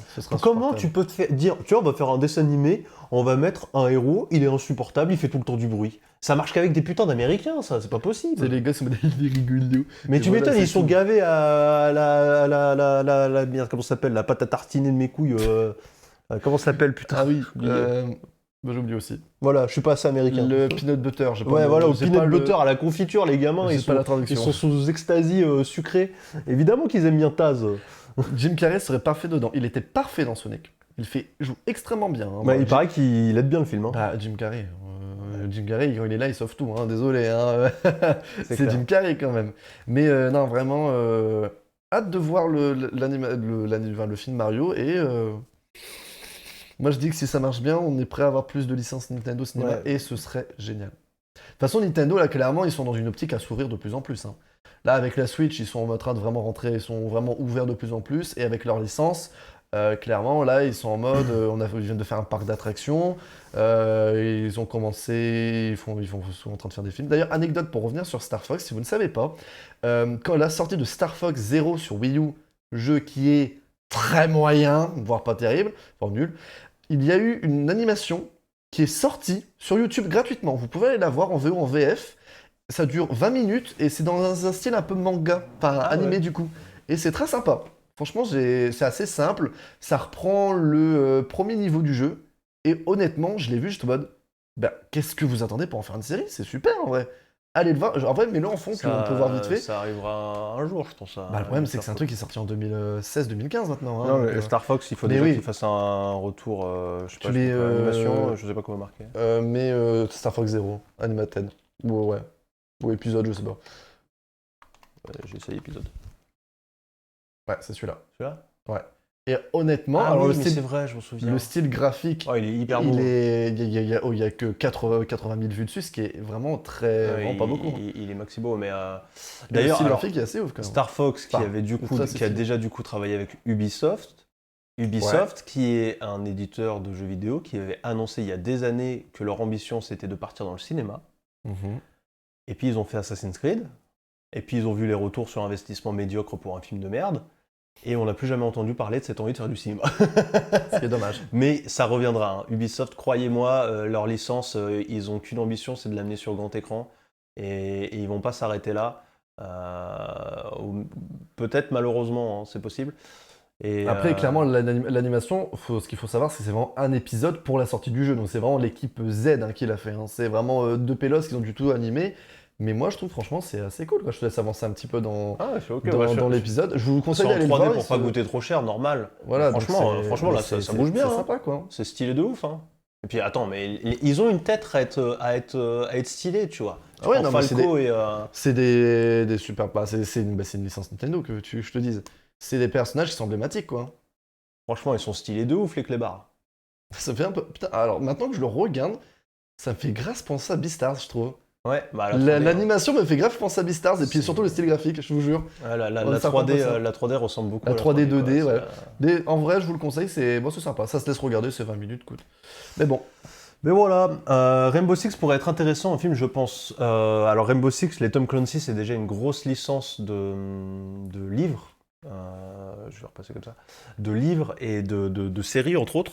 C'est un gros bordel. Maintenant, je ne sais pas à quel point ça appartient à Ubisoft. Je pense qu'Ubisoft a juste le droit d'adaptation en jeu vidéo, que ça va pas plus loin. Mais c'est déjà une grosse licence romancière et en série. Hein. On a eu d'ailleurs une adaptation en film il n'y a pas longtemps avec Michael B. Jordan d'un truc brandé Tom Clancy. Et j'ai oublié le nom, je suis désolé. Mais régulièrement, on en a des trucs brandés Tom Clancy. Et Ubisoft pourrait en effet décliner tout ça, pourquoi pas encore un peu plus, ça serait imaginable. En tout cas... sachant que par contre, je termine sur ça. Prochainement, sur Netflix, je rappelle qu'il y aura, on n'y a pas encore de date annoncée, mais je pense que ça va pas trop tarder, la série de Cuphead. Qui arrive sur Netflix. Très hâte de voir ça, ça a l'air sympa. Ouais. On a eu juste un petit teaser, ça a l'air cool. Ça m'intéresse plus. Voilà, donc prochaine adaptation qu'on pourra voir tous ensemble.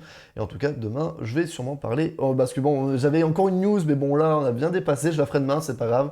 Et je parlerai également de Beastars, sans doute. Ouais, on reparlera pas mal, du coup, film demain. Ouais, voilà. Vous avez des devoirs pour demain, vous regardez l'intégralité de la saison 1 et 2 de Beastars. Allez, c'est parti. Non, mais voilà, moi j'attends beaucoup, en tout cas, The Last of Us série, là, je suis très ça chaud. Peut être sympa, ouais. Je suis content que ça soit HBO, putain. Mais on verra bien. Ça nous amène à la fin de cette émission. Merci d'avoir été avec nous tout au long de cette petite très réactif matinale. Le chat surtout. Ouais. Merci le chat, merci beaucoup. Et n'hésitez pas à nous retrouver sur les réseaux, le Twitter pour avoir des infos de quand est-ce qu'on part en live, de quand est-ce qu'on n'est pas là, de quand est-ce qu'on est là. Et bien sûr, par exemple, vous aurez les dates des vacances et de quand on revient sur Twitter. Évidemment. L'Insta pour du contenu exclusif, d'ailleurs, qu'on va tourner juste après une petite vidéo. Et oui. Et le YouTube pour les unboxings et les replays des émissions à 14h tous les jours grâce au travail phénoménal de SF. Regardez celui d'hier, il est très drôle avec tout le bordel. Tu veux dire un mot sur ça d'ailleurs? Non, c'est bon. Très bien. Quand est-ce qu'on loupe le réveil? À partir de vendredi, j'ai le droit de louper le réveil. Et oui. Pas avant, ça ne recommencera pas. Merci beaucoup, on vous souhaite une très très bonne journée et on vous dit à demain à 9h30. À demain à 9h30. Des bisous. Salut tout le monde. Ciao, ciao. Merci.